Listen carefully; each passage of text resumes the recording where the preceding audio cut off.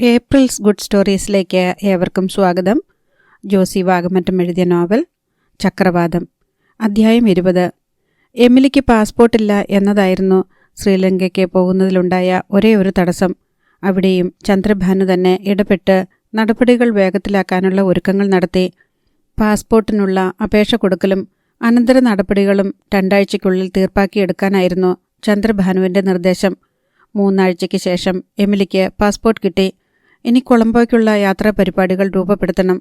എമിലിക്ക് ഒന്നും അറിയില്ല. എമിലിയുടെ കയ്യിൽ പൈസയുമില്ല. അങ്ങോട്ടും ഇങ്ങോട്ടുമുള്ള ഫ്ലൈറ്റ് ചാർജ് കേരള ഗവൺമെൻറ് വഹിച്ചു കൊള്ളാമെന്ന് ഏറ്റിട്ടുണ്ട്.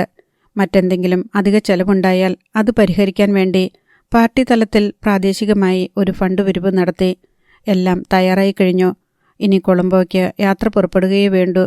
അത് ഏത് ദിവസമെന്ന് കേരള ഗവൺമെൻറ് തീരുമാനിക്കണം. എന്നിട്ട് വിദേശകാര്യ വകുപ്പിനെ അറിയിക്കണം. അവർ കൊളംബോയിലെ ഇന്ത്യൻ ഹൈക്കമ്മീഷനുമായി ആലോചിക്കണം. ഒറ്റ ദിവസം കൊണ്ട് തീർച്ചപ്പെടുത്താവുന്ന കാര്യമേ ഉള്ളൂ. പക്ഷേ കർത്തവ്യബോധമില്ലാത്ത ഉദ്യോഗസ്ഥ മേൽക്കോയ്മയ്ക്ക് ഇത് 1 വർഷം വരെയുമോ അതിനപ്പുറമോ നീട്ടിക്കൊണ്ടുപോകാം. മേശപ്പുറത്തു നിന്ന് മേശപ്പുറങ്ങളിലേക്ക് ഫയലിട്ട് തട്ടിക്കളിച്ചാൽ മതി. എമിലി ആ ദിവസത്തിനായി കാത്തിരിക്കുകയാണ്. രാത്രി ഉറങ്ങാൻ കിടന്നാൽ എമിലിക്ക് ഉറങ്ങാൻ കഴിയുന്നില്ല. നെഞ്ചിനുള്ളിൽ ഉമിത്തിയിരുന്ന് നീറിപ്പോകുന്നു. എന്തുകൊണ്ട് എന്ന് ചോദിച്ചാൽ ഉത്തരമില്ല. ആഞ്ചലോസ് ഇല്ലാതെയാണ് കഴിഞ്ഞ 16 വർഷവും ജീവിച്ചത്. ആഞ്ചലോസിനെ കടലിൽ അപകടത്തിൽപ്പെട്ട് കാണാതായ ശേഷം 2-3 ആഴ്ച അനുഭവിച്ച അതേ ഞെരുക്കവും ഉരുക്കവുമാണ് ഇപ്പോൾ തിരിച്ചു വന്നിരിക്കുന്നത്. ആഞ്ചലോസിനെ തിരിച്ചു കിട്ടുമോ? അത് ആഞ്ചലോസ് തന്നെയാണോ? ശ്രീലങ്കൻ ജയിലധികൃതരുടെ പക്കൽ ആ മനുഷ്യൻ്റെ മേൽവിലാസം വ്യക്തമാകുന്ന യാതൊരു രേഖകളുമില്ലെന്നാണ് ചന്ദ്രഭാനു എമിലിയോട് പറഞ്ഞത്. ആഞ്ചലോസിന് അറിഞ്ഞുകൂടാ ആഞ്ചലോസ് ആരാണെന്ന്. അത് എത്രയാലോചിച്ചിട്ടും എമിലിയുടെ ബുദ്ധിക്ക് വഴങ്ങുന്നില്ല. ഒരാൾ തൻ്റെ ഊരും പേരും അസ്തിത്വവും പാടെ മറന്നുപോകുമോ? എമിലി ഉറക്കമില്ലാത്ത രാത്രികളിൽ സർവ്വചരാചരങ്ങളും നിദ്രാധീനരായി കഴിയുമ്പോൾ കടൽ നീന്തിക്കടന്ന് പട്ടാളക്കാർ കാവൽ നിൽക്കുന്ന റോഡുകളിൽ കൂടി മരക്കൂട്ടങ്ങൾക്ക് കീഴിലെ ഇരുൾമറ പറ്റി നടന്ന് കൊളംബോ റിമാൻഡ് ജയിലിൻ്റെ പ്രവേശന കവാടം കള്ളത്താക്കോലിട്ട് തുറന്ന് ആഞ്ചലോസ് കിടന്നുറങ്ങുന്ന സെല്ലിന് മുൻപിൽ പോയി നിന്ന് ആരും കേൾക്കാതെ പതിയെ അയാളുടെ പേര് വിളിക്കാറുണ്ട്. ആഞ്ചലോ, ഇത് എമിലി. ഒന്ന് എണീറ്റ് വന്ന് നോക്ക്. എന്നെ മനസ്സിലാകുന്നില്ലേ? ആഞ്ചലോസ് തടവറയുടെ ഒരു മൂലയിൽ ഒരു കീറ കരിമ്പിടത്തിനു മീതെ തെരുവു നായയെപ്പോലെ ചുരുണ്ടുകൂടി കിടക്കുന്നു. ആ തടവറയിൽ എമിലി വേറെ തടവുകാരെ അനുവദിച്ചിട്ടില്ല. തടവറയ്ക്കുള്ളിൽ ഇരുട്ടാണെങ്കിലും ആഞ്ചലോസ് കിടക്കുന്നത് എമിലിക്ക് കാണാം. പക്ഷേ എത്ര വിളിച്ചിട്ടും അയാൾ എണീക്കുന്നില്ല. എമിലിയെ നോക്കുന്നില്ല. ഒരു വശം ചെരിഞ്ഞു കിടക്കുന്നതിനാൽ മുഖത്തിൻ്റെ പാതി മാത്രമേ കാണാൻ കഴിയുന്നുള്ളൂ. എമിലി കൂടെ കൂടെ വിളിച്ചുകൊണ്ടേയിരിക്കും. എപ്പോഴെങ്കിലും എണീക്കാതിരിക്കില്ലല്ലോ. ഒടുവിൽ അവിടെ ആ ഇരുമ്പഴികൾ പിടിച്ചു നിന്ന് ഉറക്കം തൂങ്ങും. അപ്പോൾ സ്വപ്നത്തിൽ ആഞ്ചലോസ് വന്ന് എമിലിയെ വിളിക്കും. വാ പോകാം. അവർ ഞെട്ടിയുണരുമ്പോൾ നേരം പുലർകാലമായിട്ടുണ്ടാകും. ആഞ്ചലോസോ ജയിലറയോ അവളുടെ മുന്നിൽ അപ്പോഴുണ്ടാവുകയില്ല. ആ നിമിഷം മുതൽ വീണ്ടും നെഞ്ചിലെ ഉമിത്തി നീറ് തുടങ്ങും. മറിയമ്മ എമിലിയെ കാണുമ്പോഴൊക്കെ ചോദിക്കുന്നു, പാസ്പോർട്ടൊക്കെ കിട്ടിയല്ലോ, എന്ന് പോണ് കൊളംബോയ്ക്ക്? വല്ലതും തീരുമാനമായോ? ഒന്നും ആരും പറയുന്നില്ല ചേച്ചി. ഇനി എന്താണ് വൈകുന്നതെന്ന് എമിലിക്കും അറിയില്ല. വിമാനത്തിലാണല്ലോ പോണത്. അതിൻ്റെ ടിക്കറ്റൊക്കെ കിട്ടണ്ടേ? അതായിരിക്കും. സാറ ഒരു ഊഹം പറഞ്ഞു. വിമാനത്തെ കയറുമ്പോൾ എമിലിക്ക് പേടിയാവത്തില്ലേ? ആകാശത്തിൽ കൂടെ പോണ യന്ത്രമല്ലേ. ഒരിടത്തും ഒരു പിടുത്തമില്ലല്ലോ. മറിയമ്മയ്ക്ക് ആകാശയാത്ര ഭയമാണ്. വിമാനത്തിൽ ഒരിക്കലും കയറി യാത്ര ചെയ്യാൻ ഇടവരില്ലേ എന്നാണ് പ്രാർത്ഥന. എന്നെ വെറുതെ അമേരിക്കയ്ക്ക് കൊണ്ടുപോകാമെന്ന് പറഞ്ഞാലും ആ സാധനത്തെ കയറിപ്പോകാൻ എന്നെ കിട്ടത്തില്ല, മറിയമ്മ വെട്ടി തുറന്നു പറഞ്ഞു. അല്ല, ഇക്കണ്ട പാടെല്ലാം പെട്ടിട്ട് കൊളംബോയിലെ ജയിലിൽ ചെന്ന് നോക്കുമ്പോൾ അത് ആഞ്ചലോസ് അല്ലെങ്കിലോ? എന്നാ ചെയ്യും? സാറയുടെ ചോദ്യത്തിന് എമിലിക്ക് ഉത്തരമില്ല. എന്നാ ചെയ്യാനാ? പോയ പോലെ തിരിച്ചിങ്ങ് പോരും, മറിയമ്മ പറഞ്ഞു. ആഞ്ചലോസിനെ കിട്ടിയില്ലെങ്കിൽ പകരം വേറെ ആളെ കൊണ്ടുപോകണമെന്ന് ആരെങ്കിലും നിർബന്ധിക്കുവോ? ഇല്ലല്ലോ. അങ്ങനെ കാത്തിരിക്കുന്നതിനിടയിൽ ഒരു ദിവസം ചന്ദ്രഭാനു വീട്ടിൽ വന്നു പറഞ്ഞു, നാളെ കഴിഞ്ഞ് കൊളംബോയ്ക്ക് പോകേണ്ടി വരും. അതിൻ്റെ കടലാസുകളൊക്കെ ഇപ്പോഴാണ് ശരിയായത്. പോകുമ്പോൾ അത് ആഞ്ചലോസ് ആണെങ്കിൽ കൂട്ടിക്കൊണ്ടുവരാൻ പറ്റുമോ സാറേ? കുഞ്ഞണ്ണൻ ചോദിച്ചു. ആഞ്ചലോസ് ആണെങ്കിൽ ഞങ്ങൾ കൊണ്ടുപോയിക്കോട്ടെ എന്ന് ശ്രീലങ്കൻ ഗവൺമെൻറ്റുമായി ഒരു കരാറുണ്ടാക്കാൻ പറ്റുമോ അമ്മച്ചി? ആദ്യം ആളെ തിരിച്ചറിയുക. അതൊരു പ്രൊസീജിയർ. അത് നമ്മുടെ ആളാണെന്ന് തിരിച്ചറിഞ്ഞു എന്നിരിക്കട്ടെ. അതിനുശേഷമാണ് അയാളെ തിരികെ കൊണ്ടുവരാനുള്ള പരിശ്രമങ്ങൾ. അതിന് 2 രാജ്യങ്ങളുടെയും മന്ത്രാലയങ്ങൾ തമ്മിൽ കുറേ എഴുത്തുകുത്തുകൾ വേണ്ടിവരും. അവർക്ക് മോചിപ്പിക്കാനുള്ള നടപടിക്രമങ്ങൾ, നമുക്ക് മോചിപ്പിച്ചയാളെ തിരികെ ഇന്ത്യയിലേക്ക് കൊണ്ടുവരാനുള്ള ഏർപ്പാടുകൾ ചന്ദ്രഭാനു കുഞ്ഞന്നയ്ക്ക് വിശദീകരിച്ചു കൊടുത്തു. അതിൽ പകുതിയും കുഞ്ഞന്നയ്ക്ക് മനസ്സിലായില്ല. ചന്ദ്രഭാനു വന്ന് പറഞ്ഞു പോയതിൻ്റെ 3-ാം പക്കം എമിലി കൊളംബോയ്ക്ക് യാത്ര തിരിച്ചു. നെടുമ്പാശ്ശേരി വരെ ചന്ദ്രഭാനു പറഞ്ഞയച്ച കാറിലായിരുന്നു യാത്ര. അതിനുശേഷം കേരള ഗവൺമെൻറ്റിൻ്റെ 2 പ്രതിനിധികളോടൊപ്പം വിമാനത്തിൽ കൊളംബോയിലേക്ക് തിരിച്ചു. കൊളംബോയിൽ എംബസി ഉദ്യോഗസ്ഥർ കാത്തുനിൽപ്പുണ്ടായിരുന്നു. അവരോടൊപ്പം എംബസിയുടെ കാറിൽ ഹൈക്കമ്മീഷൻ ഓഫീസിലേക്ക്. എമിലിക്ക് അതെല്ലാം ഓരോരോ സ്വപ്നങ്ങളാണെന്ന് തോന്നി. ഒരു സ്വപ്നം കാണുന്നു, ഉണരുന്നു, പിന്നെയും മയങ്ങുന്നു. ആദ്യത്തേതിൻ്റെ തുടർ സ്വപ്നങ്ങൾ കാണുന്നു. ഹൈക്കമ്മീഷനിലെ ഉദ്യോഗസ്ഥരോടൊപ്പം കൊളംബോ ജയിലിലേക്ക് പോകുമ്പോൾ ഈ പരിശ്രമങ്ങളൊന്നും വെറുതെയാകല്ലേ എന്ന പ്രാർത്ഥനയായിരുന്നു എമിലിയുടെ ഉള്ളു നിറയെ. ജയിലധികൃതരുമായി ഹ്രസ്വമായ ഒരു കൂടിക്കാഴ്ച. അതിനുശേഷം തിരിച്ചറിയലിനായി ജയിലധികൃതർ തന്നെ ഏർപ്പാടാക്കിയ മുറിയിലേക്ക് എമിലി ആനയിക്കപ്പെട്ടു. മിനിറ്റുകളോളം നീണ്ട കാത്തിരിപ്പിനൊടുവിൽ തടവ് പുള്ളിയ ജയിൽ ഗാർഡുകൾ അവിടേക്ക് കൂട്ടിക്കൊണ്ടുവന്നു. നിറം മങ്ങി, മുടി കൊഴിഞ്ഞ്, മെലിഞ്ഞ്, താടിമീശകൾ നരച്ചു തുടങ്ങിയ ആ രൂപം മുന്നിൽ വന്നു നിന്നതും എമിലിയുടെ നെഞ്ചിൽ ഒരു നടുക്കം പാഞ്ഞു. ആഞ്ചലോസിൻ്റെ ഒരു രൂപരേഖ മാത്രം നോക്കി നോക്കി നിൽക്കെ അസ്ഥിപഞ്ജരത്തെ മാംസവും തൊലിയും വന്ന് പൊതിയുന്നതുപോലെ എമിലിയുടെ അകക്കണ്ണിൽ ആഞ്ചലോസിൻ്റെ പഴയ രൂപം അനേകായിരം ചെറുരേഖകളോടെ വരഞ്ഞു വരഞ്ഞ് പൂർണ്ണമായി. ആഞ്ചലോസിനെ കാണുമ്പോൾ, തിരിച്ചറിയുമ്പോൾ എമിലിയുടെ മനസ്സിൽ ആ കൂടിക്കാഴ്ചയുടെ രംഗം വികാരവിക്ഷുബ്ധമായിരുന്നു. തിരിച്ചറിയുന്ന ആ നിമിഷം അവൾ ആഞ്ചലോ എന്ന് വിളിച്ച് വാവിട്ട് കരയുകയും ആ ശരീരത്തിലേക്ക് പ്രജ്ഞയേറ്റ് വീഴുകയും ചെയ്തിരുന്നു. എന്നാലിപ്പോൾ എംബസി ഉദ്യോഗസ്ഥരും ജയിലധികാരികളും നോക്കി നിൽക്കെ എമിലിയുടെ മനസ്സിൽ ഒരു മരുക്കാറ്റ് മാത്രം ചീറിയടിച്ചുകൊണ്ടിരുന്നു. ആഞ്ചലോസ് ആ മുറിയിലുണ്ടായിരുന്ന എംബസി ഉദ്യോഗസ്ഥരെ നോക്കിയ പോലെ തന്നെ എമിലിയെയും നോക്കി. ആ സ്ത്രീ ജയിലിലേക്ക് നിയമിതയായ ഏതെങ്കിലും ജോലിക്കാരിയാണോ അതോ എംബസിയിലെ തന്നെ ജീവനക്കാരിയാണോ എന്ന് അയാൾക്ക് മനസ്സിലായില്ല. എല്ലാവരെയും അയാൾ മാറി മാറി നോക്കി. വരണ്ടുണങ്ങി, ചടച്ച്, മങ്ങിപ്പോയ ബാഹ്യരൂപഘടനയല്ലാതെ പഴയ ആഞ്ചലോസിൻ്റേതായ യാതൊന്നും ആ മനുഷ്യരൂപത്തിനുള്ളിലില്ലെന്ന് എമിലിക്ക് ബോധ്യമായി. അതിനുള്ളിൽ കുറേ ആന്തര അവയവങ്ങളും എല്ലുകളും മാത്രമേയുള്ളൂ. മറ്റേതൊരു അപരിചിതനായ മനുഷ്യനെയും പോലെ തന്നെ അയാളുടെ കണ്ണിൽ വിദൂര പരിചയത്തിൻ്റെ പോലും ഒരു നേർത്ത രശ്മി കാണാനില്ല. അയാളുടെ വരണ്ട ചുണ്ടുകളിൽ ഒരു നേരിയ സൗഹൃദത്തിൻ്റെ പോലും ലാഞ്ചനയില്ല. എന്നിട്ടും എമിലി ചുഴിഞ്ഞു ചുഴിഞ്ഞ് അനേകായിരം ആഴത്തിലേക്കും ഖനനം ചെയ്യുന്നത് പോലെ അയാളെ നോക്കിക്കൊണ്ട് നിന്നു. എമിലിയുടെ ആ നോട്ടത്തിൽ അയാൾ അസ്വസ്ഥത കാട്ടിത്തുടങ്ങി. എമിലിയോട് അവളോടൊപ്പം കേരളത്തിൽ നിന്ന് പോന്ന പ്രതിനിധികളിൽ ഒരാൾ ചോദിച്ചു, "ഇത് നിങ്ങളുടെ ഭർത്താവാണോ?" മറുപടി പറയുന്നതിന് മുൻപ് എമിലി വീണ്ടും ആഞ്ചലോസിനെ നോക്കി. ആണെന്ന് പറഞ്ഞാലും അല്ലെന്ന് പറഞ്ഞാലും അത് തൻ്റെ ജീവിതത്തിൽ വലിയ മാറ്റങ്ങളൊന്നും ഉണ്ടാക്കുകയില്ലെന്ന് എമിലിക്ക് തോന്നി.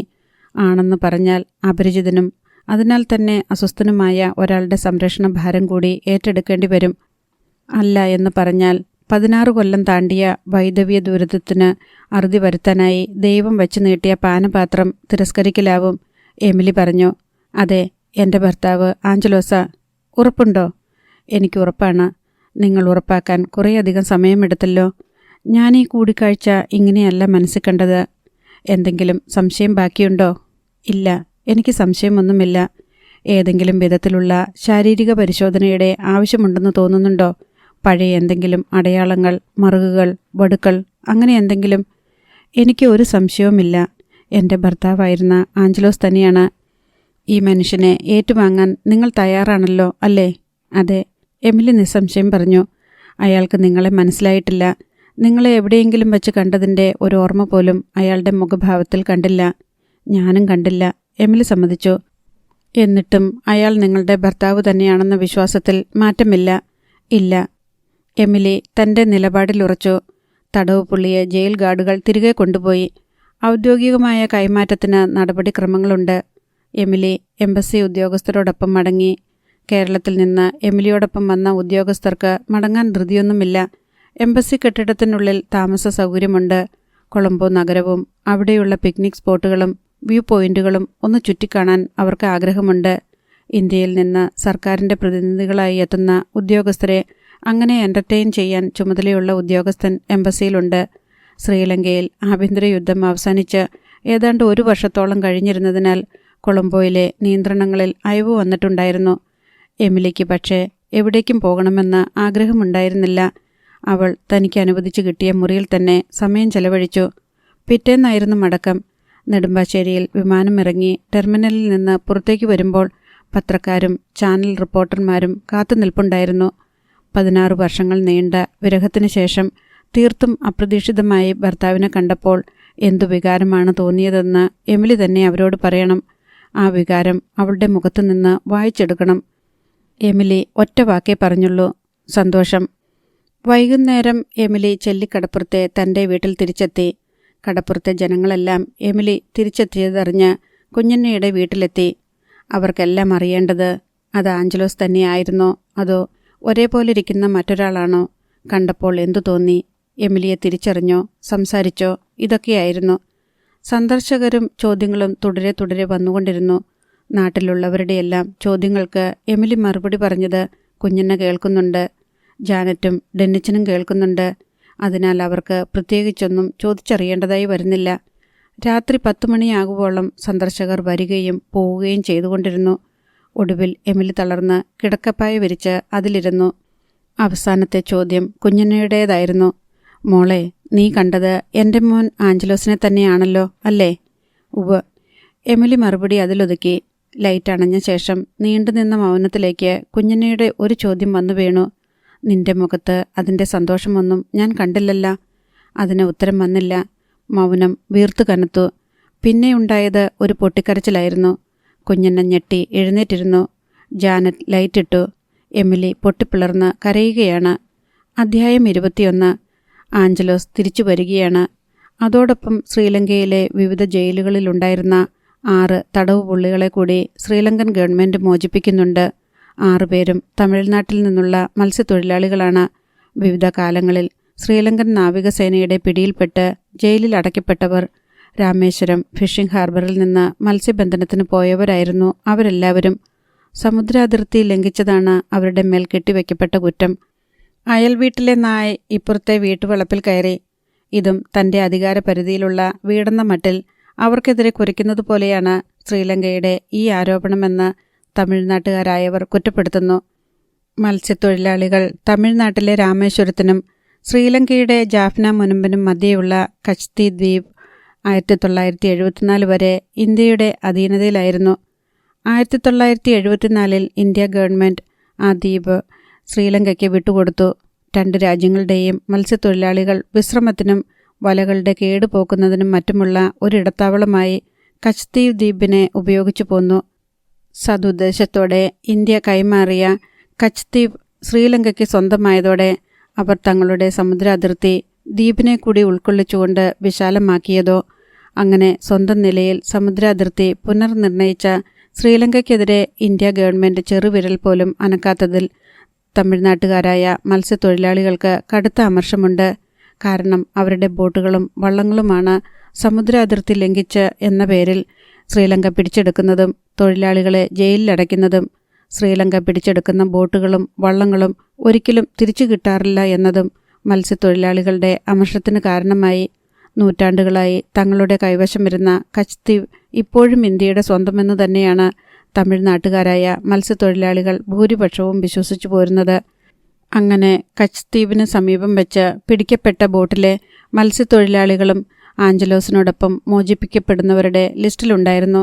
മോചനത്തിനുള്ള ഒരുക്കങ്ങളെല്ലാം പൂർത്തിയായി. ഇന്ത്യയിൽ നിന്നുള്ള ഉദ്യോഗസ്ഥ പ്രതിനിധികൾ കൊളംബോയിലെ ഇന്ത്യൻ എംബസിയിലെത്തി കൈമാറ്റ രേഖകളിൽ ഒപ്പുവെച്ചു. മോചിപ്പിക്കപ്പെട്ട 7 തടവ് പുള്ളികളെയും വിമാനമാർഗം കൊച്ചിയിലേക്ക് കൊണ്ടുവന്നു. ആഞ്ചലോസിനെ സ്വീകരിക്കാൻ അവിടെ കളക്ടറും MLAയും പത്രപ്രവർത്തകരും ചാനൽ റിപ്പോർട്ടർമാരും സന്നിഹിതരായിരുന്നു. ചന്ദ്രഭാനു കുഞ്ഞന്നയെയും എമിലിയെയും ജാനറ്റിനെയും ഡെന്നിച്ചിനെയും ഒരു കാറിൽ കയറ്റി നെടുമ്പാശ്ശേരിയിൽ എത്തിച്ചിട്ടുണ്ടായിരുന്നു. എയർപോർട്ടിൽ വച്ച് കുഞ്ഞന്ന 16 വർഷം മുൻപ് തനിക്ക് നഷ്ടപ്പെട്ട മകനെ വീണ്ടും കണ്ടു. ജാനറ്റും ഡെന്നിച്ചനും തങ്ങളുടെ ഓർമ്മയിൽ നിന്നും മാഞ്ഞുപോയ പപ്പയെ വീണ്ടും കണ്ടു. തൻ്റെ മകൻ്റെ ഇപ്പോഴത്തെ രൂപം കണ്ട് കുഞ്ഞന്നയ്ക്ക് കരച്ചിൽ വന്നു. അവരുടെ കണ്ണിൽ വെള്ളം നിറഞ്ഞു. കവണിയുടെ തുമ്പുകൊണ്ട് അവർ പലതവണ കൺകോണുകൾ ഒപ്പി. അത് തൻ്റെ മകൻ ആഞ്ചലോസ് ആണെന്ന് വിശ്വസിക്കാൻ അവർക്ക് എളുപ്പം സാധിച്ചില്ല എന്നുള്ളതായിരുന്നു സത്യം. ആഞ്ചലോസിൻ്റെതായ എന്തൊക്കെയോ സാമ്യതകൾ ആ മനുഷ്യനിലുണ്ട് എന്നത് മാത്രമായിരുന്നു പ്രകടമായ തെളിവ്. ഡെന്നിച്ചനും ജാനറ്റും വലിയ പ്രതീക്ഷയോടെയാണ് വന്നത്.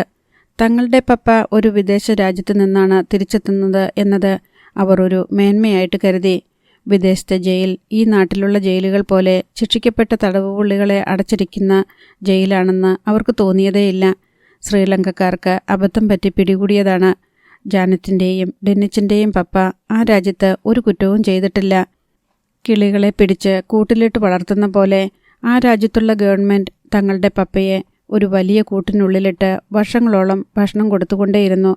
ഒടുവിൽ അബദ്ധം മനസ്സിലാക്കി അവർ തങ്ങളുടെ പപ്പയെ തിരിച്ചയച്ചിരിക്കുന്നു. പക്ഷേ ആഞ്ചലോസിനെ നേരിൽ കണ്ടതോടെ ജാനറ്റും ഡെന്നിച്ചനും ഇച്ഛാഭംഗം കൊണ്ട് സ്തബ്ധരായിപ്പോയി. അവരുടെ പ്രതീക്ഷയെല്ലാം ഒറ്റ നിമിഷം കൊണ്ട് അസ്തമിച്ചു. ഇങ്ങനൊരാളെ പപ്പയായി തങ്ങൾക്ക് വേണ്ടായിരുന്നെന്ന് അവർ മനസ്സിൽ വിചാരിച്ചു. ഈ മനുഷ്യൻ തങ്ങളുടെ പപ്പയാണെന്ന് വിളംബരം ചെയ്തുകൊണ്ട് ചെല്ലിക്കടപ്പുറത്തേക്ക് മടങ്ങിച്ചെല്ലുന്നത് അവർക്ക് അപമാനകരമായി തോന്നി. പപ്പയെ കാണുമ്പോൾ അടുത്തേക്ക് ചെല്ലണമെന്ന ആഗ്രഹമെല്ലാം കരിഞ്ഞുപോയി. അവർ ഒരു ചുവട് പിന്നോട്ട് നിന്നു. പത്രങ്ങൾക്കും ചാനലുകൾക്കും പക്ഷേ അപൂർവമായ പുനഃസമാഗമത്തിൻ്റെ ദൃശ്യങ്ങൾ പകർത്തണമായിരുന്നു. ഇന്നത്തെ ബ്രേക്കിംഗ് ന്യൂസിലും നാളത്തെ പത്രങ്ങളിലും വരേണ്ടതാണ്. ആദ്യം അമ്മയും മകനും തമ്മിലുള്ള പുനഃസമാഗമം ഫോട്ടോഗ്രാഫർമാർ അവരെ തങ്ങളുടെ പാകത്തിന് ഒരുക്കി നിർത്തി. അമ്മ മകനെ കണ്ണീരോടെ ആലിംഗനം ചെയ്യുന്നു. 16 വർഷത്തിന് ശേഷമുള്ള കണ്ടുമുട്ടൽ എന്ന ശീർഷകത്തോടെ നാളെ പത്രത്തിൽ അച്ചടിക്കേണ്ട ഫോട്ടോയാണ്. ഫോട്ടോഗ്രാഫർമാർ പറഞ്ഞ പോലെ അമ്മ മകനെ ആശ്ലേഷിച്ചു. അമ്മയുടെ കണ്ണ് നിറയുകയും ചെയ്തു. പക്ഷേ മകൻ്റെ കരങ്ങൾ ഒട്ടും വഴങ്ങിയില്ല. അവ തണുത്ത വിറകുകൊള്ളികൾ പോലിരുന്നു. അടുത്തത് എമിലിയുടെ ഊഴമായിരുന്നു. അങ്ങനെയൊരു പൊതുസമക്ഷത്തിൽ വെച്ച് ആലിംഗനം അസാധ്യമായിരുന്നു. എമിലി ആഞ്ചലോസിനോട് ചേർന്ന് നിന്നുകൊണ്ട് ഫോട്ടോ എടുക്കാൻ അനുവാദം നൽകി. ജാനറ്റിനും ഡെന്നിച്ചനും ഫോട്ടോയ്ക്ക് നിൽക്കാൻ മടിയായിരുന്നു. 16 വർഷത്തെ വേർപാടിന് ശേഷം മറവി ബാധിച്ച പപ്പയോടൊപ്പം മക്കൾ എന്ന അടിക്കുറിപ്പ് കൊടുക്കാവുന്ന വികാരശൂന്യമായ ചിത്രങ്ങൾ ഫോട്ടോഗ്രാഫർമാർക്ക് കിട്ടി. സ്വീകരണ ചടങ്ങ് കഴിഞ്ഞു. ആഞ്ചലോസിന് ഒന്നും മനസ്സിലായില്ല. എത്രയും വേഗം തിരിച്ചു പോയാൽ മതിയെന്നേ ഉണ്ടായിരുന്നുള്ളൂ. അവിടെ അയാൾക്ക് പരിചയക്കാരുണ്ട്. ഇത് തികച്ചും അന്യവും അപരിചിതവുമായ സ്ഥലം. പരിചയമുള്ള ഒരൊറ്റ മുഖം പോലുമില്ല. എമിലിയെ കണ്ടപ്പോൾ ഇത് തന്നെ ജയിലിൽ വന്ന് കണ്ട സ്ത്രീയാണല്ലോ എന്ന് അയാൾ ഓർത്തു. മുടി നരച്ച വൃദ്ധ അയാളുടെ അമ്മയാണെന്ന് പലരും പറഞ്ഞു കഴിഞ്ഞു. ഭാര്യയാണെന്ന് പരിചയപ്പെടുത്തിയ സ്ത്രീയും മക്കളാണെന്ന് പരിചയപ്പെടുത്തിയ യുവതിയും യുവാവും അയാളിൽ യാതൊരു വികാരവും ഉണർത്തിയില്ല. ഇങ്ങനെയൊക്കെ സംഭവിക്കുന്നത് നല്ലതിനാണോ ചീത്തയ്ക്കാണോ എന്ന് അയാൾക്ക് മനസ്സിലായില്ല. ഇനി കുറേയധികം ദൂരം സഞ്ചരിച്ച് ഇവരുടെ വീട്ടിലേക്ക് പോകണമെന്ന് ചിലർ പറയുന്നത് അയാൾ കേട്ടു. അത് എവിടെയാണെന്ന് അയാൾക്കറിഞ്ഞുകൂടാ. വളരെ വർഷങ്ങൾക്ക് ശേഷം മകനെ തിരിച്ചു കിട്ടിയപ്പോൾ വല്യമ്മച്ചിക്ക് എന്തു തോന്നുന്നു എന്ന് ഒരു പത്ര റിപ്പോർട്ടർ കുഞ്ഞിനോട് ചോദിച്ചു. ഒരുപാട് സന്തോഷമുണ്ട്, അതിനേക്കായാലും സങ്കടമുണ്ട്, കുഞ്ഞിന് ഗദ്ഗതത്തോടെ പറഞ്ഞു. മരിച്ചുപോയി എന്ന് കരുതിയിരുന്ന അച്ഛനെ വീണ്ടും കണ്ടപ്പോൾ നിങ്ങളുടെ മനസ്സിലെന്താണ്? ആ ചോദ്യം ജാനറ്റിനോടും ഡെന്നിച്ചനോടുമായിരുന്നു. ജാനറ്റും ഡെന്നിച്ചനും പരസ്പരം നോക്കി. അവർക്ക് തന്നെ അറിഞ്ഞുകൂടാ. പ്രത്യേകിച്ച് ഒരു വികാരവുമില്ല. എയർപോർട്ടിലേക്ക് വരുമ്പോൾ മനസ്സ് പ്രതീക്ഷാ നിർഭരമായിരുന്നു രണ്ടുപേരുടെയും. ഇപ്പോൾ ഒരു ശൂന്യതയാണ് അവശേഷിക്കുന്നത്. ജാനറ്റ് ആദ്യം മറുപടി പറയട്ടെ എന്ന് ഡെന്നിച്ചൻ വിചാരിച്ചു. ഡെന്നിച്ചൻ ആൺകുട്ടിയായതുകൊണ്ട് അവൻ പറയട്ടെ എന്ന് ജാനറ്റും കരുതി. സന്തോഷം തോന്നുന്നില്ലേ? ചോദ്യകർത്താവ് രണ്ടുപേരെയും മാറി മാറി നോക്കി. ഉവ്വെന്ന് രണ്ടുപേരും തലയാട്ടി. വലിയ ഒരത്ഭുതം സംഭവിച്ചതുപോലെ തോന്നുന്നുണ്ടോ? ജാനറ്റിനോടായിരുന്നു ചോദ്യം. അത്ഭുതം ഒന്നും തോന്നിയില്ല. പക്ഷേ പപ്പ ജീവിച്ചിരിപ്പുണ്ടെന്ന് അറിയാമായിരുന്നോ? ഇല്ലല്ലോ. ഇല്ല, അവൾ പറഞ്ഞു. അപ്പം മരിച്ചുപോയെന്ന് കരുതിയ ഒരാൾ, അതും സ്വന്തം അച്ഛൻ തിരിച്ചെത്തുമ്പോൾ അത്ഭുതം തോന്നേണ്ടതല്ലേ? പപ്പയെ കണ്ട ഓർമ്മയില്ലാത്തതുകൊണ്ട് അങ്ങനെ വലിയ അത്ഭുതമൊന്നും തോന്നിയില്ല. ജാനറ്റ് സങ്കോചത്തോടെ പറഞ്ഞു. പപ്പയെ തിരിച്ചു കിട്ടിയല്ലോ. ഇനി നിങ്ങളുടെ ഫ്യൂച്ചർ പ്ലാൻ എന്തൊക്കെയാണ്? പഠിപ്പിക്കാൻ അമ്മയ്ക്ക് ശേഷിയില്ലാത്തതുകൊണ്ട് പഠിപ്പ് നിർത്തിയവരല്ലേ നിങ്ങൾ രണ്ടുപേരും? ഇനി പഠിക്കണമെന്ന് ആഗ്രഹമുണ്ടോ? ആഗ്രഹമുണ്ട്, പക്ഷെ പറ്റുമെന്ന് അറിഞ്ഞുകൂടാ, ഡെന്നിച്ചൻ പറഞ്ഞു. പഴയതൊന്നും ഓർമ്മയില്ലാത്ത ഒരച്ഛനെയാണ് നിങ്ങൾക്ക് തിരിച്ചു കിട്ടിയത്. അതൊരു വലിയ പ്രശ്നമായിട്ട് തോന്നുന്നുണ്ടോ? അറിഞ്ഞുകൂടാ, ജാനറ്റ് മടിച്ചു പറഞ്ഞു.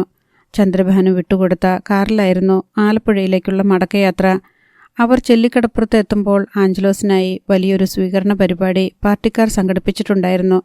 ചന്ദ്രഭാനുവിൻ്റെ നിർദ്ദേശപ്രകാരമായിരുന്നു സ്വീകരണവും അനുബന്ധ പരിപാടികളും. കാർ നേരെ ചെല്ലിക്കടപ്പുറത്ത് എത്തി. അവിടെ കുറേ ജനങ്ങൾ ഒത്തുകൂടിയിട്ടുണ്ടായിരുന്നു. ആഞ്ചലോസ് എത്തിച്ചേർന്നു എന്നറിഞ്ഞതോടെ കടപ്പുറത്ത് തിക്കും തിരക്കുമായി.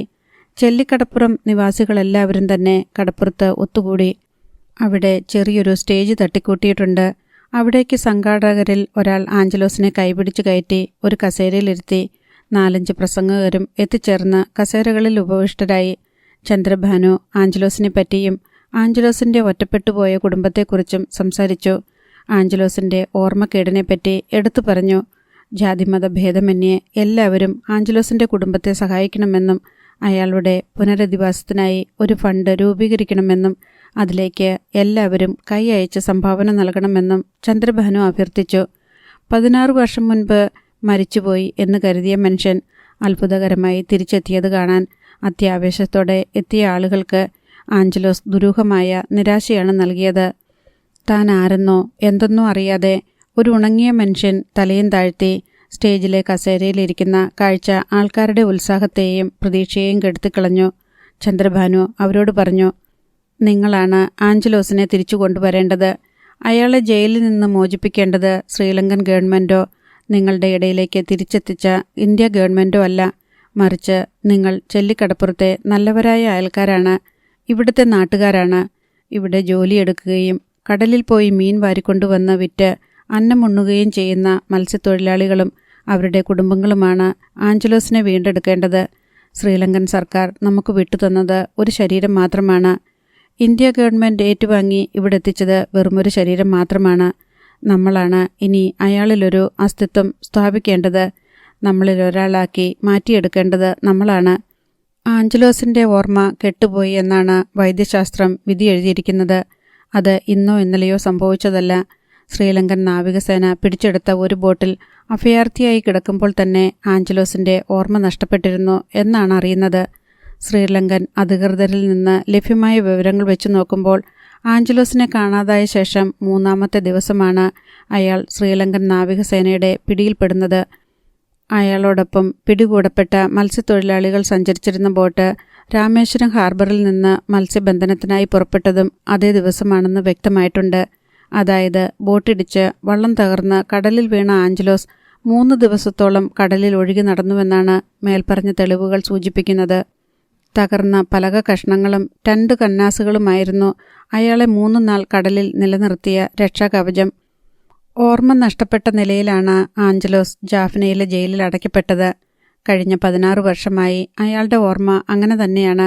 ഇനി നമ്മുടെ സ്നേഹപൂർണമായ പെരുമാറ്റം കൊണ്ടും പരിചരണം കൊണ്ടും മാത്രമേ പഴയ ആഞ്ചലോസിനെ വീണ്ടെടുക്കാൻ കഴിയൂ എന്നുകൂടി പ്രിയപ്പെട്ടവരായ ഈ ചെല്ലിക്കടപ്പുറം നിവാസികളെ വീണ്ടും ഓർമ്മിപ്പിക്കാൻ ഞാൻ ഈ അവസരം വിനിയോഗിക്കുകയാണ്. മരിച്ചുപോയെന്ന് നമ്മൾ തീർച്ചപ്പെടുത്തിയ ഒരു മനുഷ്യൻ്റെ തിരിച്ചുവരവ് ഏതു നിലയ്ക്കായാലും അത്ഭുതകരമാണ്, ആവേശകരമാണ്, അഭിനന്ദനാർഹവുമാണ്. നഷ്ടപ്പെട്ടു പോയ ആ സഹോദരൻ്റെ കൈപിടിച്ച് നമുക്ക് നടത്താം. ഇല്ലായ്മകളെ ഉദാരത കൊണ്ട് നിറയ്ക്കാം, വല്ലായ്മകളെ സ്നേഹം കൊണ്ട് തലവിടാം. ഈ ചെല്ലിക്കടപ്പുറത്തിൻ്റെ ധീരപുത്രനായി ആഞ്ചലോസിനെ നമുക്ക് അംഗീകരിക്കാം. ഏതാനും ഉപചാര വാക്കുകൾ കൂടി പറഞ്ഞ് ചന്ദ്രഭാനു തൻ്റെ പ്രസംഗം ഉപസംഹരിച്ചു. കടപ്പുറത്തുണ്ടായ കരഘോഷം അയാളുടെ വാക്കുകൾ അന്നാട്ടുകാരുടെ ഉള്ളിൽ തട്ടിയെന്നതിൻ്റെ തെളിവായിരുന്നു. സ്വീകരണ ചടങ്ങ് സമാപിച്ചു.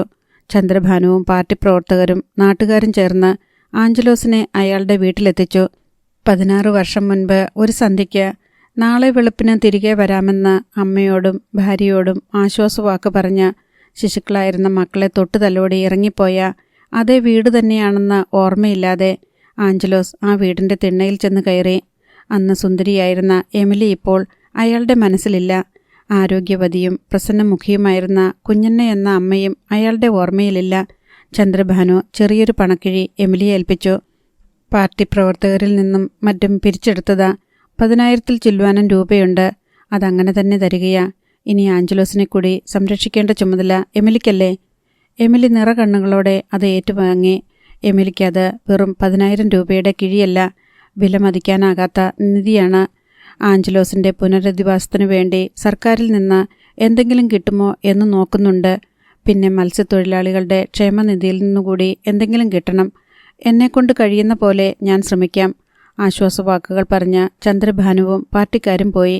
അയൽക്കാർ കുഞ്ഞന്നയോടും എമിലിയോടും സംസാരിച്ചുകൊണ്ടും ആഞ്ചലോസിനെ പല കോണുകളിൽ നിന്ന് വീക്ഷിച്ചുകൊണ്ടും സന്ധ്യ വരെ വീട്ടിലും പരിസരത്തും തങ്ങി നിന്നു. തിണ്ണയിൽ വിരിച്ച പുൽപ്പായയിൽ ആഞ്ചലോസ് തൂണുംചാരിയിരുന്നു. കുഞ്ഞന്ന മകന് ഒരു കട്ടൻ കാപ്പി കൊണ്ടുചെന്നു കൊടുത്തു. അവൻ അത് കുടിക്കുന്നത് നോക്കിക്കൊണ്ട് കട്ടില ചാരി നിന്നു. തൻ്റെ മകൻ എത്ര സുന്ദരനായിരുന്നുവെന്ന് കുഞ്ഞന്ന ഓർത്തു. ഈ കടപ്പുറത്ത് കല്യാണപ്രായം തികഞ്ഞു നിന്ന പല പെൺകുട്ടികളും അവനെ കൊതിച്ചിട്ടുണ്ട്. അവനു വേണ്ടി പലരും കല്യാണാലോചനകളുമായി വന്നിട്ടുണ്ട്. പക്ഷേ അന്തേരി കടപ്പുറംകാരിയായ എമിലിക്കായിരുന്നു അവൻ്റെ ഭാര്യയാകാൻ യോഗം. അവന് യോജിച്ച വിധം അവളും സുന്ദരിയായിരുന്നു. ആരിലും അസൂയ ജനിപ്പിക്കുന്ന ചേർച്ച. ആ കല്യാണവും അതിനുശേഷമുണ്ടായ സന്തോഷത്തിൻ്റെ നാളുകളും കുഞ്ഞന്നെ ഓർമ്മിച്ചു. കുഞ്ഞന്നയുടെ ഓർമ്മ പിന്നെയും പുറകോട്ട് സഞ്ചരിച്ചു. ആഞ്ചലോസിൻ്റെ കൗമാരവും ബാല്യവും പിന്നീട് ശൈശവത്തിലുമെത്തി. തറയിൽ മുട്ടിടിച്ച് കാളക്കിടാവ് വരുന്ന പോലെ പാഞ്ഞു വരികയാണ് കുഞ്ഞ് ആഞ്ചലോ. എണീറ്റ് നടക്കാറായിട്ടില്ല. 4 കാലിലാണ് പാച്ചൽ. ഇടയ്ക്കൊന്നിരിക്കും. വാതിൽപ്പടിയിൽ മുട്ടക്കൂസ് അരിഞ്ഞുകൊണ്ടിരുന്ന തന്നെ നോക്കി ഒരു വിളി വരുന്നു. അമ്പേ. അമ്പേ വിളി പുതിയ പരിശീലനമാണ്. ഇമ്മയെന്ന് വിളിച്ചുകൊണ്ടിരുന്നത് നിർത്തിക്കാൻ വേണ്ടി അമ്മയെന്ന് വിളിച്ച് ശീലിപ്പിച്ചതാണ്. പക്ഷേ അവൻ വിളിക്കുമ്പോൾ അമ്മേ വിളി അമ്പേ ആയി മാറിപ്പോകുന്നു. വീണ്ടും മുട്ടിടിച്ച് 4 കാലിൽ വരുന്നു. തൊട്ടരികിലെത്തി തൻ്റെ കാൽമുട്ടിൽ പിടിച്ച് ബന്ധപ്പെട്ട് എണീറ്റ് ആടിയാടി നിൽക്കുന്നു. എന്നിട്ടൊരു ചിരി. എണീറ്റ് നിന്നതിൻ്റെ ചിരിയാണ്. കുഞ്ഞന്ന വീണ്ടും ആഞ്ചലോസിനെ നോക്കി. തല കുമ്പിട്ട് ഒരന്യനെ പോലെ പുറന്തിരിഞ്ഞിരിക്കുന്നു. കുഞ്ഞന്നയുടെ കണ്ണുകളിൽ വെള്ളം വന്ന് നിറഞ്ഞു. അവർ തേങ്ങലമർത്തി അകത്തേക്ക് പിൻവലിഞ്ഞു. ആഞ്ചലോസ് അവിടെ തന്നെ ഇരിപ്പു തുടർന്നു. കാപ്പി കുടിച്ച ഗ്ലാസ് തിണ്ണയിൽ ഭിത്തിയരികെ വെച്ചു. അയൽ വീടുകളിൽ TV പ്രവർത്തിക്കുന്നതിൻ്റെ ശബ്ദം കേൾക്കാം. ആരോ ന്യൂസ് വായിക്കുന്നു. മറ്റൊരു TV-യിൽ നിന്ന് സീരിയലിലെ ഡയലോഗ്. കുറച്ചപ്പുറത്ത് നായ കുരയ്ക്കുന്നു. ഏതോ ഉച്ചഭാഷണിയിൽ നിന്ന് ഒരു സിനിമാ ഗാനം വരുന്നു. തെങ്ങോലകളിൽ കാറ്റ് വീശുന്നു. എവിടെ നിന്നോ പാരിജാതം പൂത്ത മണം. തീരത്തെ മണൽത്തിട്ടയിൽ കടലിടിക്കുന്ന സ്വരം. ഒരു കോഴി കൂവുന്നു. ആഞ്ചലോസ് ഇതെല്ലാം കേട്ട് ഞെളിപിരി കൊണ്ടു. അയാൾക്കൊരു ജയിലറ വേണം. അതിനായി അയാൾ 4 പാടും കണ്ണുകൾ കൊണ്ട് പരതി.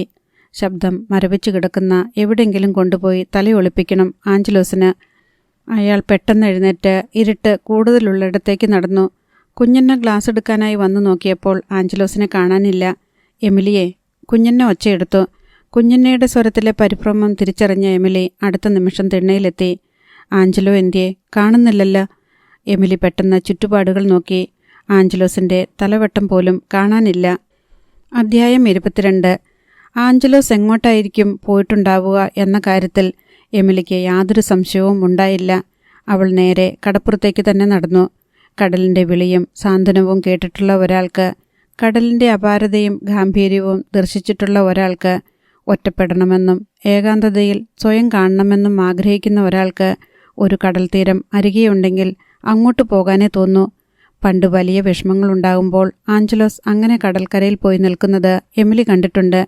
പുരുഷന് ഹൃദയഭാരം അധികമാകുമ്പോൾ അത് പങ്കുവെക്കേണ്ടത് അവൻ്റെ ഇണയുമായിട്ടല്ലേ എന്ന് അവൾ പലതവണ ചിന്തിച്ച് തല പുകച്ചിട്ടുണ്ട്. ഇളകി മറിയുന്ന മഹാസമുദ്രം എന്താശ്വാസം കൊടുക്കാനാണ്? അതിനോട് പറഞ്ഞാൽ മനസ്സിലാകുമോ? മനസ്സിലായാലും അതിന് തിരിച്ചൊരു മറുപടി നൽകാൻ സമുദ്രത്തിന് കഴിയുമോ?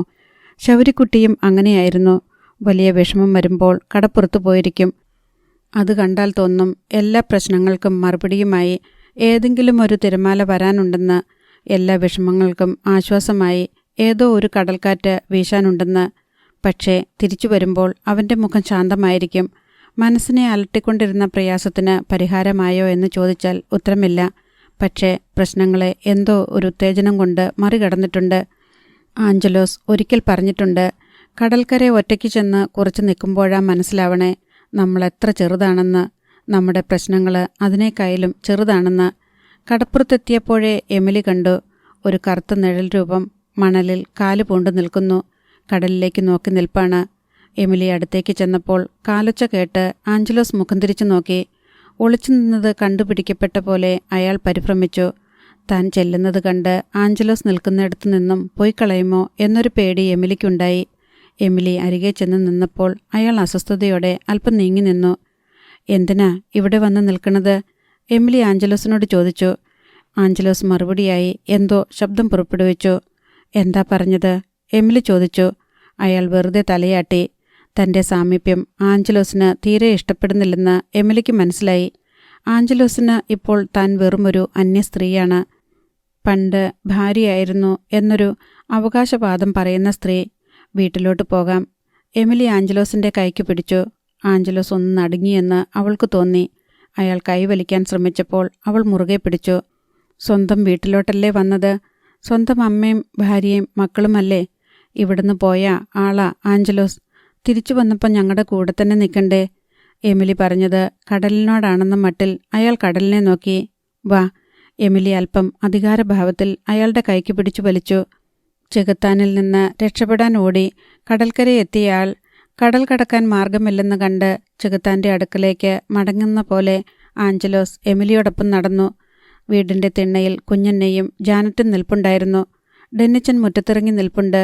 പിണങ്ങിപ്പോയ കുട്ടിയെ കൂട്ടിക്കൊണ്ടുവരുന്ന പോലെ എമിലി ആഞ്ചലോസിനെ കൊണ്ടുവരുന്നത് കണ്ട് കുഞ്ഞന്ന ചോദിച്ചു. എവിടെ ചെന്ന് പിടിച്ചു? കടപ്പുറത്ത് നിൽപ്പുണ്ടായിരുന്നു. അവിടെ എന്നാ ചെയ്യുമായിരുന്നു?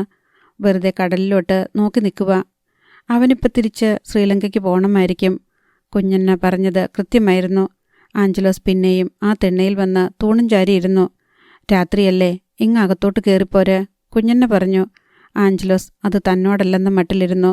അത്താഴത്തിൻ്റെ സമയത്ത് കുഞ്ഞന്ന ആഞ്ചലോസിനെ അകത്തേക്ക് വിളിച്ചു. ആഞ്ചലോ, അകത്തോട്ട് കയറിവാ മക്കളെ.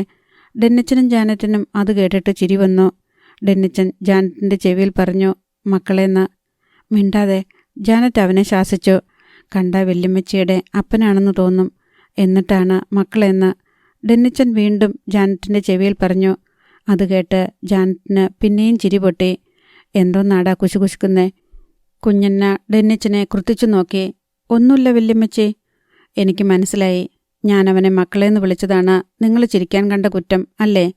മകന് 90 വയസ്സായാലും 110 വയസ്സുള്ള അമ്മ അവനെ മോനെന്ന് തന്നെ വിളിക്കും. അങ്ങനെ അമ്മമാര്. വല്യമ്മച്ചി വിളിച്ചോ, ഒരു തെറ്റുമില്ലെന്നേ, ജാനറ്റ് പറഞ്ഞു. അത്താഴം കഴിക്കാൻ എത്ര വിളിച്ചിട്ടും ആഞ്ചലോസ് വീട്ടിനകത്തേക്ക് കയറുന്നില്ല. ഒടുവിൽ എമിലി കഞ്ഞിയും പയറും മത്തി പീര പറ്റിച്ചതും മോരുകറിയും കൂടി വിളമ്പി തിണ്ണയിൽ കൊണ്ടുവച്ചു കൊടുത്തു. ചെറിയ ബക്കറ്റിൽ കൈ കഴുകാനുള്ള വെള്ളവും പ്ലാസ്റ്റിക് മഗ്ഗും വെച്ചു. ഭക്ഷണം കഴിക്കാൻ ആഞ്ചലോസ് ഒരു മടിയും പ്രകടിപ്പിച്ചില്ല. കൊടുത്ത ഭക്ഷണം നല്ല രുചിയോടെ വൃത്തിയായി കഴിച്ചു തീർത്തു. പ്ലേറ്റിൽ ഒരു കറിവേപ്പില കഷ്ണം പോലും ബാക്കിയുണ്ടായില്ല. രാത്രി ആഞ്ചലോസിന് കിടക്കാൻ എമിലി മുറിയിൽ കട്ടിലൊരുക്കി. കോസടി വിരിച്ച് അതിന്മേൽ കിടക്ക വിരിച്ചിട്ടു. പുതിയ ഉറയിട്ട് തലയണ വെച്ചു. പുതപ്പും പുതുതായി വാങ്ങിയത് തന്നെ. കട്ടിലിനിപ്പുറത്ത് നിലത്ത് തനിക്ക് കിടക്കാൻ പായ വിരിച്ചു. ഇനിയൊരു കട്ടിലുള്ളതിൽ കുഞ്ഞന്നെയാണ് കിടക്കുന്നത്. ഡെന്നിച്ചിന് കിടക്കാൻ കാലുകൾ മുടന്തിപ്പോയ ഒരു സോഫയുണ്ട്. അത് മറിച്ചിട്ടാൽ സോഫ കം ബെഡാകും. ഡെന്നിച്ചിന് പക്ഷേ അത്ര വീതിയൊന്നും വേണ്ട. സോഫയിലിരിക്കുന്ന ഭാഗം തന്നെ ധാരാളം. കിടക്കാൻ നേരം എമിലി ചെന്ന് ആഞ്ചലോസിനെ അകത്തേക്ക് വിളിച്ചു. പക്ഷേ എത്ര പറഞ്ഞിട്ടും ആഞ്ചലോസിന് വീട്ടിനകത്ത് കിടക്കണ്ട. ആ തിണ്ണയിൽ കിടക്കുന്ന പുൽപ്പായ ധാരാളം മതി. എമിലി അയാളോട് കഴിവതും പറഞ്ഞു നോക്കി. കുടുംബനാഥനാണ്. എല്ലാവരെയും നോക്കേണ്ട ആളാണ്. തൻ്റെ ഭർത്താവിൻ്റെ സ്ഥാനത്തിരിക്കുന്ന ആൾ. ഏറ്റവും ബഹുമാനിതമായ സ്ഥലത്താണ് കിടക്കേണ്ടത്. അതൊന്നും ആഞ്ചലോസിനെ സ്പർശിച്ചതേയില്ല. പറഞ്ഞ് ഒടുവിൽ എമിലിക്ക് കരച്ചിൽ വന്നു. എന്നെയും ഇത്തിരിയില്ലാത്ത 2 കുഞ്ഞുങ്ങളെയും ഇട്ടിട്ട് പോയതല്ലേ? എത്ര വർഷം കഴിഞ്ഞു പോയി. ഞാൻ എന്തെല്ലാം അനുഭവിച്ചു. വല്ലതും അറിഞ്ഞായിരുന്നോ? മക്കളെയും എടുത്തോണ്ട് കടലിൽ ചാടി ചത്തുകളഞ്ഞാലോ എന്ന് എത്ര പ്രാവശ്യം വിചാരിച്ചിട്ടുണ്ട്. നിങ്ങൾ ജയിലിൽ കിടന്നതിനേക്കായാലും വിഷമായിരുന്നു ഞങ്ങൾക്കിവിടെ കടപ്പുറത്ത്. ആഞ്ചലോസ് അരകല്ലിന് കാറ്റ് പിടിച്ചതുപോലെ അതേ ഇരിപ്പിരുന്നു. അയാളോടാണോ പറയുന്നത്, അതോ മറ്റു വല്ലവരോടുമാണോ? കേൾക്കുന്നവർക്ക് മനസ്സിലാവില്ല. രാത്രി എണീറ്റ് എങ്ങോട്ടെങ്കിലും പോകാൻ വേണ്ടിയാണോ ഇവിടെ കിടക്കണത്? ആണോ? അങ്ങനെ പോയാൽ എല്ലാവരുടെയും ശാപം കിട്ടും നിങ്ങൾക്ക്. അതിനു മാത്രം ദുരിതവും കഷ്ടപ്പാടും സഹിച്ചു നിൽക്കുക ഞങ്ങളിവിടെ. നിങ്ങളിങ്ങോട്ട് തിരിച്ചു കൊണ്ടുവരാൻ വേണ്ടി എന്തോരം ബുദ്ധിമുട്ടി. ആരെല്ലാം ബുദ്ധിമുട്ടി. ഞങ്ങളെ ഇട്ടിട്ട് പോയേക്കല്ല്. മരിച്ചുപോയിന്ന് എല്ലാവരും വിചാരിച്ചപ്പോഴും ഞാൻ മാത്രം വിചാരിച്ചത് മരിച്ചിട്ടില്ലെന്നാ. എപ്പോഴെങ്കിലും തിരിച്ചു വരാണ്ടിരിക്കില്ലെന്നാ. അത് ശരിയായില്ലേ? ഇനിയും എല്ലാം ശരിയായിക്കൊള്ളും. ഇനി ഇവിടുന്ന് പോകരുത്. നിങ്ങൾ താലി കെട്ടിയ പെണ്ണല്ലേ ഞാൻ. നിങ്ങളുടെ മക്കളല്ലേ ഇവിടെയുള്ളത്. നിങ്ങളുടെ അമ്മയില്ലേ. ഇനി ഇട്ടിട്ട് പോയാൽ ഞാൻ കടലിൽ ചാടി ചാവത്തേ ഉള്ളൂ. എമിലി കരഞ്ഞും കണ്ണീര് തുടച്ചും ഇത്രയെല്ലാം പറഞ്ഞു. ആഞ്ചലോസിൻ്റെ കൈത്തണ്ടയെടുത്ത് മടിയിൽ വെച്ച് തലോടിക്കൊണ്ടിരുന്നു. ആഞ്ചലോസ് ഒരന്യനെ പോലെ അതെല്ലാം കേട്ടുകൊണ്ടുമിരുന്നു. ഒടുവിൽ എമിലി തനിയെ തിരിച്ചു പോന്നു. കുറച്ചു കഴിഞ്ഞ് ചെന്ന് നോക്കുമ്പോൾ ആഞ്ചലോസ് പുൽപ്പായയിൽ കിടപ്പുണ്ട്. എമിലി ഒരു തലയണ കൊടുത്തത് അയാൾ സന്തോഷത്തോടെ സ്വീകരിച്ചു. 4 മണിക്ക് കടലിൽ പണിക്ക് പോകാൻ ഡെന്നിച്ചൻ എഴുന്നേറ്റപ്പോൾ എമിലി തിണ്ണയിൽ വന്നു നോക്കി. ആഞ്ചലോസ് അവിടെ കിടന്ന് ഉറങ്ങുന്നുണ്ടായിരുന്നു. ആഞ്ചലോസ് പിന്നീട് വീട് വിട്ട് എങ്ങും പോയില്ല. ആ തിണ്ണയായി അയാളുടെ ലോകം. രാത്രിയും പകലും അവിടെ തന്നെ. അങ്ങനെ ഇരുന്നു മടുക്കുമ്പോൾ കുറച്ചു നേരം കടപ്പുറത്ത് പോയിരിക്കും. ആഞ്ചലോസിനോട് സംസാരിക്കാൻ ശ്രമിച്ചാൽ എല്ലാം കേൾക്കും. തിരിച്ചൊരു വാക്ക് ഉരിയാട്ടമില്ല. എന്തെങ്കിലും പറഞ്ഞാൽ അതിന് തമിഴ് ചുവയുണ്ടാകും. മലയാള ഭാഷ മറന്നിട്ടാണോ അതോ 16 വർഷക്കാലമായി ശ്രീലങ്കൻ ജയിലുകളിൽ തമിഴരോടൊപ്പം പഴകിയതുകൊണ്ടാണോ തിരിച്ചിങ്ങോട്ട് സംസാരിക്കാത്തതെന്ന് ആർക്കും അറിയില്ല. ഫിഷറീസ് വകുപ്പിൽ നിന്ന് സഹായധനമായി എമിലിക്ക് 50,000 രൂപ കിട്ടി. അത് കിട്ടത്തക്ക വിധം എമിലിയെ കൊണ്ട് അപേക്ഷ കൊടുപ്പിച്ചതും തൻ്റെ രാഷ്ട്രീയ സ്വാധീനം ഉപയോഗിച്ച് സമ്മർദ്ദം ചെലുത്തിയതും ചന്ദ്രഭാനുവായിരുന്നു. മത്സ്യത്തൊഴിലാളികളുടെ പുനരധിവാസത്തിനുള്ള ഫണ്ടിൽ നിന്നായിരുന്നു സഹായധനം അനുവദിച്ചത്. എമിലി ആ പണത്തിൽ നിന്ന് ഒരു പങ്കെടുത്ത് കടപ്പുറത്ത് പിന്നെയും ചായക്കടയിട്ടു. ആഞ്ചലോസിനെ നിർബന്ധിച്ച് ചായക്കടയിലെ ചുമതലകൾ ഏൽപ്പിച്ചു. ആദ്യം മടിയായിരുന്നെങ്കിലും ഭക്ഷണം ഉണ്ടാക്കുന്നതും വിളമ്പുന്നതുമായ ജോലി ശ്രീലങ്കയിലെ ജയിലുകളിൽ ചെയ്തിട്ടുള്ളതിനാൽ അയാൾ വളരെ വേഗം ആ തൊഴിലുമായി ഇണങ്ങി. ആഞ്ചലോസിനെ കാണാനും ബന്ധത്തിൻ്റെ ഇഴ അടുപ്പിക്കാനുമായി വിൻസി 2 തവണ വന്നിട്ടുണ്ടായിരുന്നു. തൻ്റെ സ്വന്തം കൂടപ്പിറപ്പ് തന്നെ തിരിച്ചറിയാത്തതിൽ മനംനൊന്താണ് ആദ്യത്തെ തവണ വിൻസി തിരികെ പോയത്. 2ാമത്തെ തവണ വന്നപ്പോൾ വിൻസി ആഞ്ചലോസിൻ്റെ മറവി എന്ന പ്രതിഭാസവുമായി പൊരുത്തപ്പെട്ടു. സ്വന്തം അമ്മയെയോ മക്കളെയോ ഭാര്യയെയോ തിരിച്ചറിയാത്ത ആളോട് പരിഭവിക്കുന്നതിൽ അർത്ഥമില്ലെന്ന് മനസ്സിലാക്കി ആഞ്ചലോസിനോട് അനുഭാവത്തോടെ പെരുമാറി. എമിലിയുടെ അനുജത്തി റെജീനയും ഒരു തവണ ആഞ്ചലോസിനെ കാണാനെത്തി. ജാനറ്റ് പഠിപ്പെല്ലാം നിർത്തി വീട്ടിൽ വെറുതെ നിൽക്കുകയാണെന്ന് കണ്ടപ്പോൾ റെജീനയ്ക്ക് അവളോട് സഹതാപമായി. നമുക്കിവളെ നേഴ്സിങ്ങിന് വിട്ടാലോ ചേച്ചി? റെജീന എമിലിയോട് ചോദിച്ചു. എവിടെ പോണെങ്കിലും പൈസ വേണ്ടേ? എമിലി ചോദിച്ചു. ഇപ്പോൾ കുറച്ച് രൂപ ചേച്ചിക്ക് അവിടുന്നും ഇവിടുന്നുമൊക്കെ സഹായമായും ഫണ്ട് പിരിവായും ഒക്കെ കിട്ടിയില്ലേ? അതിന്ന് എടുത്ത് അവളെ നേഴ്സിങ്ങിന് വിട്. കുറച്ച് ഞാനും സഹായിക്കാം. അവളൊരു പെണ്ണല്ലേ, എങ്ങനെയെങ്കിലും അതിൻ്റെ കണ്ണ് തെളിച്ചു വിടാൻ നോക്ക്. 3-4 വർഷം പഠിക്കേണ്ട റെജീനെ. ഇപ്പം 1 വർഷം പഠിക്കാനുള്ള പൈസ പോലും തികയത്തില്ല. പൈസ ഇല്ലാഞ്ഞിട്ടല്ലേ വിൻസിയെ നേഴ്സിങ്ങിന് വിടാത്തത്? അവൾക്ക് എന്തൊരു കൊതിയായിരുന്നു നേഴ്സിങ്ങിന് പോകാൻ. എമിലി സംശയം പ്രകടിപ്പിച്ചു. ഞാൻ സഹായിക്കാമെന്ന് പറഞ്ഞില്ലേ? ജാനറ്റ് ഇങ്ങനെ പെരനിറഞ്ഞു നിന്ന മൂത്തു മറിഞ്ഞ് അതിൻ്റെ ഭാവി പോകും. അവളെ കെട്ടിച്ചുവിടാൻ നിങ്ങളെക്കൊണ്ട് പറ്റുമോ? അതുമില്ല. ഒടുവിൽ എമിലി സമ്മതം മൂളി. ജാനറ്റിന് ഇതിൽ പരമൊരു സന്തോഷമില്ല. ഈ നരകത്തിൽ നിന്ന് രക്ഷപ്പെടാമല്ലോ. റെജീനയാണ് ജാനറ്റിനെ നേഴ്സിങ്ങിന് വിടാനുള്ള എല്ലാ ഏർപ്പാടുകളും നടത്തിയത്. ബാംഗ്ലൂരിൽ ഏറ്റവും കുറഞ്ഞ ഫീസ് നിരക്കുള്ള നേഴ്സിംഗ് സ്കൂളിൽ ജാനറ്റിന് അഡ്മിഷൻ തരപ്പെടുത്തി. ജാനറ്റിനെ അവിടെ കൊണ്ടുപോയി ചേർക്കാൻ റെജീനയോടൊപ്പം ഡെന്നിച്ചനും പോയി. ഇതിനെല്ലാം ഇടയിൽ എമിലിയുടെ നെഞ്ചിൽ അണയാത്തൊരു നെരുപ്പോട് ആരും അറിയാതെ നീറിക്കൊണ്ടിരുന്നു. ശൗരിക്കുട്ടി പതുക്കെ പതുക്കെ എല്ലാവരുടെയും മനസ്സിൽ നിന്ന് മാഞ്ഞു പോവുകയാണെന്ന ഓർമ്മ. അധ്യായം 23. എമിലിയുടെ കുടുംബം ഇപ്പോൾ വലിയ ദുരിതങ്ങളില്ലാതെ കഴിഞ്ഞുകൂടുന്നുണ്ട്. കടലിൽ പണിക്ക് പോകാൻ ഇഷ്ടമില്ലാതെ കടലിനെ ഭയന്നും വെറുത്തും വളർന്നു വന്ന ഡെന്നിച്ചനിപ്പോൾ ശരിക്കും ഒരു മത്സ്യത്തൊഴിലാളിയായി മാറിക്കഴിഞ്ഞു. ജീസസിനെ ഉപേക്ഷിച്ച് അവനിപ്പോൾ ശ്രീ ഗുരുവായൂരപ്പനെയാണ് ശരണം പ്രാപിച്ചിരിക്കുന്നത്. അതിനിടയ്ക്ക് കുറച്ചുകാലം വേളാങ്കണ്ണി മാതാവിൻ്റെ കൂടെയായിരുന്നു.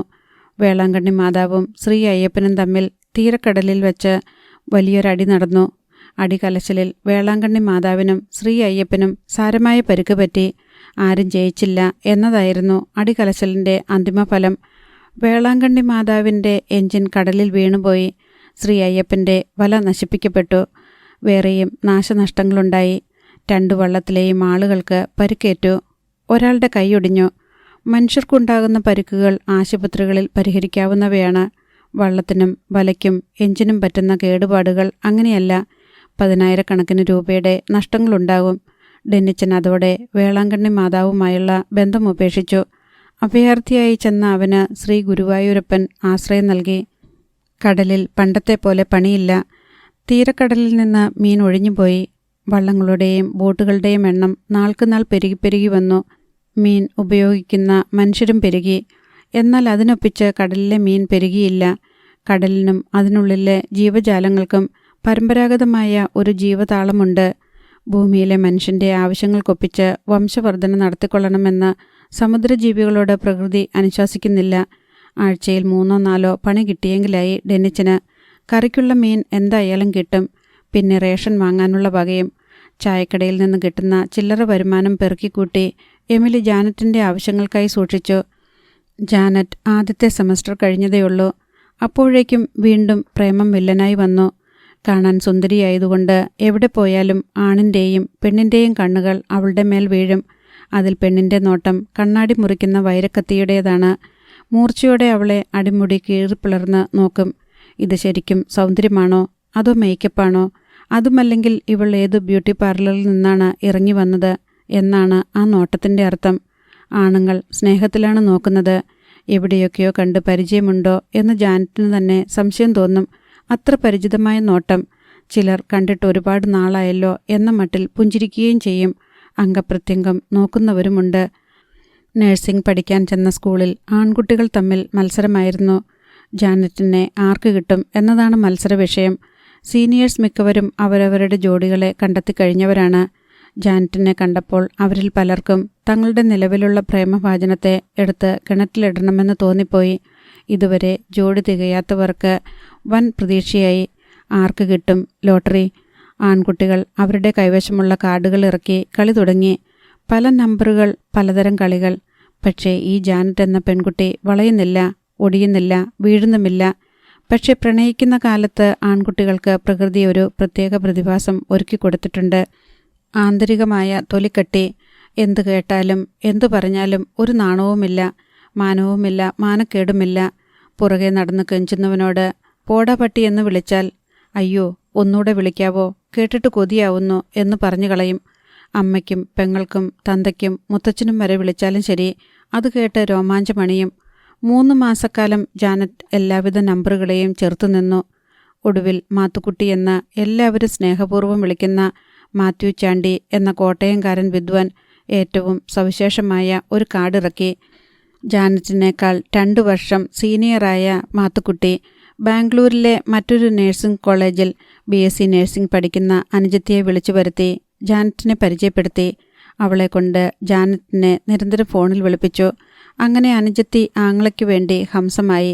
മാത്തുക്കുട്ടിയുടെ സവിശേഷതകൾ, മാത്തുക്കുട്ടിയുടെ ഭക്ഷണരീതികൾ, മാത്തുക്കുട്ടിയുടെ വീരശൂരതകൾ, മാത്തുക്കുട്ടിയുടെ സഖീസങ്കല്പങ്ങൾ ഇവയെല്ലാം മാത്തുക്കുട്ടി അനുജത്തിയിൽ കൂടി ജാനറ്റിൻ്റെ ഉള്ളിലേക്ക് ഇൻജക്റ്റ് ചെയ്തു. അങ്ങനെ 1ാം സെമസ്റ്റർ അവസാനിക്കുമ്പോൾ ജാനറ്റ് മാത്തുക്കുട്ടിയിൽ അനുരക്തിയായി കഴിഞ്ഞു. റോയ് സൈമണോട് ഒരിക്കൽ തോന്നിയ പ്രണയം മുളപൊട്ടും മുൻപേ കരിഞ്ഞുപോയിരുന്നു. പക്ഷേ മാത്തുക്കുട്ടിയോടുള്ള പ്രണയം നാമ്പിടുക തന്നെ ചെയ്തു. അതിന് ഇതൾ വിരിഞ്ഞു കാണാനും മിണ്ടാനും കൊതിയായി. കൺമുനകളിൽ നിന്ന് കൺമുനകളിലേക്ക് വൈദ്യുതി തരംഗങ്ങൾ പാഞ്ഞു. അവൻ്റെ ചില നോട്ടങ്ങളിലും ചില ചിരികളിലും അവൾക്ക് ഷോക്കടിച്ചു. അവൻ അവളുടെ ചിന്താധാരകളുടെ കേന്ദ്രബിന്ദുവായി. അവൻ എത്ര ദൂരെയാണെങ്കിലും അവൾ അവനെ ഏതു നിമിഷവും കണ്ടു.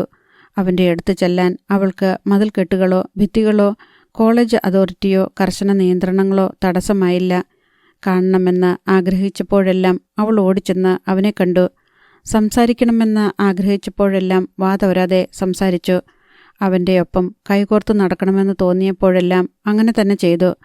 അവൻ്റെ നെഞ്ചിൽ മുഖം ചേർക്കണമെന്ന് തോന്നിയപ്പോഴെല്ലാം അവൾ അവനെ ആലിംഗനം ചെയ്തു. എന്തൊരു മായാജാലം, എന്തൊരു മധുരാനുഭൂതി, എന്തൊരു മാസ്മരപ്രപഞ്ചം. ഈ നേഴ്സിംഗ് കോഴ്സ് പൂർത്തിയായാൽ ഉടൻ മാത്തുക്കുട്ടി അവളെ കല്യാണം കഴിക്കും. വീട്ടിലൊക്കെ ഇപ്പോഴേ പറഞ്ഞു വച്ചിരിക്കുകയാണ്, ആങ്ങളെയും പെങ്ങളും കൂടി.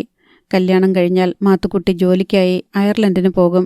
അവിടെ ലക്ഷത്തിലധികം രൂപ മാസശമ്പളം കിട്ടും. 1 വർഷത്തിനകം മാത്തുക്കുട്ടി ജാനറ്റിനെയും കൊണ്ടുപോകും. പെൺ നേഴ്സുമാർക്ക് ആൺ നേഴ്സുമാരേക്കാൾ ശമ്പളം കിട്ടുന്നുണ്ട് അയർലൻഡിൽ. അതിനാൽ അയർലൻഡ് ഒരു സ്വർഗമാണ്. കുറച്ച് തണുപ്പ് കൂടുതലുണ്ടെന്നേയുള്ളൂ. മഞ്ഞ് പൊതിഞ്ഞ മലകളും താഴ്വരകളും. സ്വർഗമൊരിക്കലും അവൾ പച്ച നിറത്തിലോ നീല നിറത്തിലോ ചുവപ്പ് നിറത്തിലോ സങ്കല്പിച്ചിട്ടില്ല. സ്വർഗം വെള്ളയാണ്. സ്വർഗത്തിലെ മേഘങ്ങൾ വെള്ളയാണ്. മാലാഖമാർ തൂമഞ്ഞു പോലെ വെണ്മയുള്ളവരാണ്. ഈശോയും മാതാവും യൗസപിതാവും സകല പുണ്യവാളന്മാരും ഒരിക്കലും കറുത്തിട്ടല്ല, വെള്ളയാണ്. സ്വർഗത്തിലെ മലനിരകളും താഴ്വാരങ്ങളും കോട്ടകൊത്തളങ്ങളും ദേവദൂതന്മാർ വാഴുന്ന രാജകൊട്ടാരങ്ങളും വെള്ളയാണ്. ക്രോവേന്മാരും സ്രാപ്പേന്മാരും വെള്ളയാണ്. ഗബ്രിയേൽ ദൈവദൂതനും വെള്ളയാണ്. അയർലൻഡും മഞ്ഞു വീഴ്ചയുള്ളതിനാൽ പൊതുവെ സ്വർഗം പോലെ തന്നെ വെള്ളയാണ്. പിശാചുക്കൾക്ക് കറുത്ത നിറമാണെന്നാണ് അവളുടെ സങ്കല്പം. നഗരത്തിലെത്തുന്ന എല്ലാവരും കത്തിക്കരിഞ്ഞ് പെട്ടെന്ന് കരിക്കട്ട പോലെ കറുത്ത നിറത്തിലാകുന്നു. എത്രയും വേഗം കോഴ്സ് തീരാനും മാത്തുക്കുട്ടിയോടൊപ്പം അയർലൻഡ് എന്ന സ്വർഗത്തിൽ എത്തിച്ചേർന്ന് പണം സമ്പാദിക്കാനും ജാനറ്റ് വെമ്പൽ കൊണ്ടു. ജാനറ്റ് അവധിക്ക് നാട്ടിലേക്ക് വണ്ടി കയറിയത് മാത്തുക്കുട്ടിയോടൊപ്പമായിരുന്നു. ജാനറ്റ് ജനറൽ കമ്പാർട്ട്മെൻറ്റിൽ മറ്റ് സഹപാഠികളോടൊപ്പമായിരുന്നു. മാത്തുക്കുട്ടി തൊട്ടടുത്ത ബോഗിയിൽ തന്നെയുണ്ട്. സ്റ്റേഷനുകളിൽ ട്രെയിൻ നിൽക്കുമ്പോൾ അവൻ അവൾക്ക് മിനറൽ വാട്ടറും ചായയും ചോക്ലേറ്റുമൊക്കെ വാങ്ങിക്കൊടുത്തു. സിഗ്നൽ കിട്ടാൻ സമയക്കൂടുതലുള്ള സ്റ്റേഷനുകളിൽ അവർ ഇറങ്ങി നിന്നു സംസാരിച്ചു. ഒരു മാത്തുക്കുട്ടിയും ജാനറ്റും മാത്രമായിരുന്നില്ല. അങ്ങനെ വേറെയും പല മാത്തുക്കുട്ടിമാരും ജാനറ്റുമാരും ഉണ്ടായിരുന്നു. ട്രെയിൻ തൃശൂർ പിന്നിടുകയും നേരം പുലരുകയും ചെയ്തതോടെ മാത്തുക്കുട്ടിയും ജാനറ്റും പരിസരബോധമുള്ളവരും അച്ചടക്കമുള്ളവരുമായി മാറി. എറണാകുളത്ത് വെച്ച് മാത്തുക്കുട്ടി യാത്ര പറഞ്ഞു പിരിഞ്ഞു. ഇത്തരം 2-3 യാത്രകൾക്ക് ശേഷം ജാനറ്റ് മാത്തുക്കുട്ടിയോടൊപ്പം സ്ലീപ്പർ കോച്ചിൽ സഞ്ചരിക്കാമെന്നേറ്റു. പക്ഷേ നാട്ടിലേക്ക് വരുമ്പോഴല്ല, ബാംഗ്ലൂരിലേക്ക് തിരികെ പോകുമ്പോൾ ജാനറ്റ് പതിവ് പോലെ ലേഡീസിനുള്ള ജനറൽ കമ്പാർട്ട്മെൻറ്റിൽ കയറും. എറണാകുളത്ത് ചെല്ലുമ്പോൾ അതിൽ നിന്നിറങ്ങും. അവിടെ കാത്തു നിൽക്കുന്ന മാത്തുക്കുട്ടി അവളെ സ്ലീപ്പർ കോച്ചിലേക്ക് കൂട്ടിക്കൊണ്ടുപോകും. അവൻ അവിടെ അവൾക്ക് വേണ്ടി ടിക്കറ്റും ബർത്തും ബുക്ക് ചെയ്തിട്ടുണ്ട്. കേരളം വിട്ടുകഴിഞ്ഞാൽ ആര് തിരക്കാൻ, ആര് കാണാൻ, പിന്നെ എന്ത് ഡിസിപ്ലിൻ. ആദ്യം സെമി സ്ലീപ്പർ വോൾവോ ബസ്സിലേക്കാണ് മാത്തുക്കുട്ടി ക്ഷണിച്ചതെങ്കിലും അതിൽ കയറാൻ അവൾക്ക് ഭയമായിരുന്നു. റെയിൽവേ ലൈനിന് വലിയ വക്രതയൊന്നുമില്ല. നേരെ വാ നേരെ പോ എന്നതാണ് റെയിൽവേ ലൈനിൻ്റെ സ്റ്റൈൽ. അതിൽ അവൾക്ക് കൂടുതൽ സുരക്ഷിതത്വം അനുഭവപ്പെടുന്നുണ്ട്. പക്ഷേ മാത്തുക്കുട്ടിക്കും അസൂയാലുക്കളായ ശത്രുക്കളുണ്ടായിരുന്നു. ജാനറ്റിനു വേണ്ടിയുള്ള അംഗക്കളരികളിൽ പരാജയപ്പെട്ടു പോയവർ, മാത്തുക്കുട്ടിയോട് അസൂയ മൂത്ത് ഇരിക്കപ്പുറതിയില്ലാതായവർ. ഒരു ദിവസം റെജീനയുടെ മൊബൈൽ ഫോണിലേക്ക് കോൾ വന്നു. റെജീന കോൾ എടുത്തപ്പോൾ ഒരു പുരുഷ സ്വരം കേട്ടു. ഹലോ മാഡം, റെജീന മാഡമല്ലേ സംസാരിക്കുന്നത്? അതെ. നിങ്ങളല്ലേ ജാനറ്റിന് ഫീസും വണ്ടിക്കൂലിയും കൊടുത്ത് നേഴ്സിംഗ് പഠിപ്പിക്കാൻ അയച്ചിരിക്കുന്നേ? അതെയല്ലോ. നിങ്ങൾ ആരാ സംസാരിക്കുന്നേ? ഞാൻ അവളുടെ കൂടെ നേഴ്സിംഗ് പഠിക്കുന്ന ഒരുത്തനാ. നിങ്ങൾ അവളെ പഠിക്കാനാണോ അയച്ചിരിക്കുന്നേ, അതോ വല്ലവന്മാരുടെ കൂടെ അഴിഞ്ഞാടാനാണോ? നിങ്ങൾ ആരാണെന്ന് പറയൂ. ഞാൻ ആരാണെന്നല്ല നിങ്ങൾ അറിയേണ്ടത്. പെണ്ണ് ഇവിടെ വന്ന് എന്തു ചെയ്യുന്നുവെന്ന. കണ്ട ആണുങ്ങളുടെ തോളെ കയറി നടക്കുക അവള്. ആ വിവരം നിങ്ങൾക്കറിയാവോ? കുറച്ച് തൊലിവെളുപ്പുണ്ടെങ്കിൽ ഏതു പെണ്ണിൻ്റെ പുറകെ ഈച്ച പോലെ മണത്ത് നടക്കാൻ വായുനോക്കികൾ ഇഷ്ടം പോലെയുണ്ട്. ബാംഗ്ലൂര് ചുമ്മാ കുറെ ഫീസും കൊടുത്ത് പഠിക്കാനാണെന്നും പറഞ്ഞ് അയച്ചാൽ മാത്രം പോരാ. അവളൊക്കെ ഇവിടെ വന്ന് എന്താ ചെയ്യുന്നതെന്നും കൂടി നോക്കണം. ട്രെയിൻ കേരളത്തിൻ്റെ അതിർത്തി വിട്ടുകഴിഞ്ഞാൽ പിന്നെ അവൾക്കൊന്നും നാണവുമില്ല, മാനവുമില്ല, ഒരു കുന്തവുമില്ല. ഞാനും ബാംഗ്ലൂരിൽ പോയി നേഴ്സിംഗ് പഠിച്ചവളാ. എനിക്കറിയാം. നീ കൂടുതലൊന്നും പറയണ്ട. നിനക്ക് ധൈര്യമുണ്ടെങ്കിൽ നീ ആരാണെന്ന് പറയടാ. റെജീന ഒട്ടും വിട്ടുകൊടുത്തില്ല. ഞാൻ പറയുന്നത് തെറ്റാണോ ശരിയാണോ എന്ന് അറിയണമെങ്കിൽ അവൾ തിരിച്ചു പോകുമ്പം നിങ്ങളാരെങ്കിലും അവളറിയാതെ അവളെ ഫോളോ ചെയ്യണം. എറണാകുളത്ത് ചെല്ലുമ്പം അവൾ ജനറൽ കമ്പാർട്ട്മെൻറ്റിൽ നിന്ന് ഇറങ്ങിപ്പോകുന്ന കാണാം, സ്ലീപ്പർ കോച്ചിലോട്ട്. അതൊന്ന് നോക്കി വെച്ചാൽ നിങ്ങൾക്ക് കൊള്ളാം. എനിക്ക് നിങ്ങളുടെ പെണ്ണ് മോശമായാലും ശരി നന്നായാലും ശരി ഒരു ചുക്കുമില്ല. അടുത്ത നിമിഷം കോൾ കട്ടായി.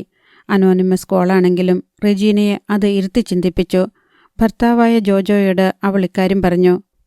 എടീ, വല്ലവനും വല്ലതും വിളിച്ചു പറയുന്നതിന് ചെവി കൊടുക്കരുത്. ഊമക്കത്ത് പോലെ തന്നെയാ അനോണിമസ് കോളും. വിട്ടുകളാ.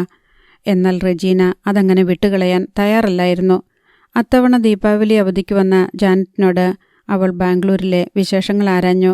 പഠിപ്പെല്ലാം നന്നായി പോകുന്നുണ്ടെന്ന് ജാനറ്റ് പറഞ്ഞു. നിന്റെ കൂടെ ആൺകുട്ടികളും പഠിക്കുന്നില്ലേ? അവരൊക്കെ എങ്ങനെയാ?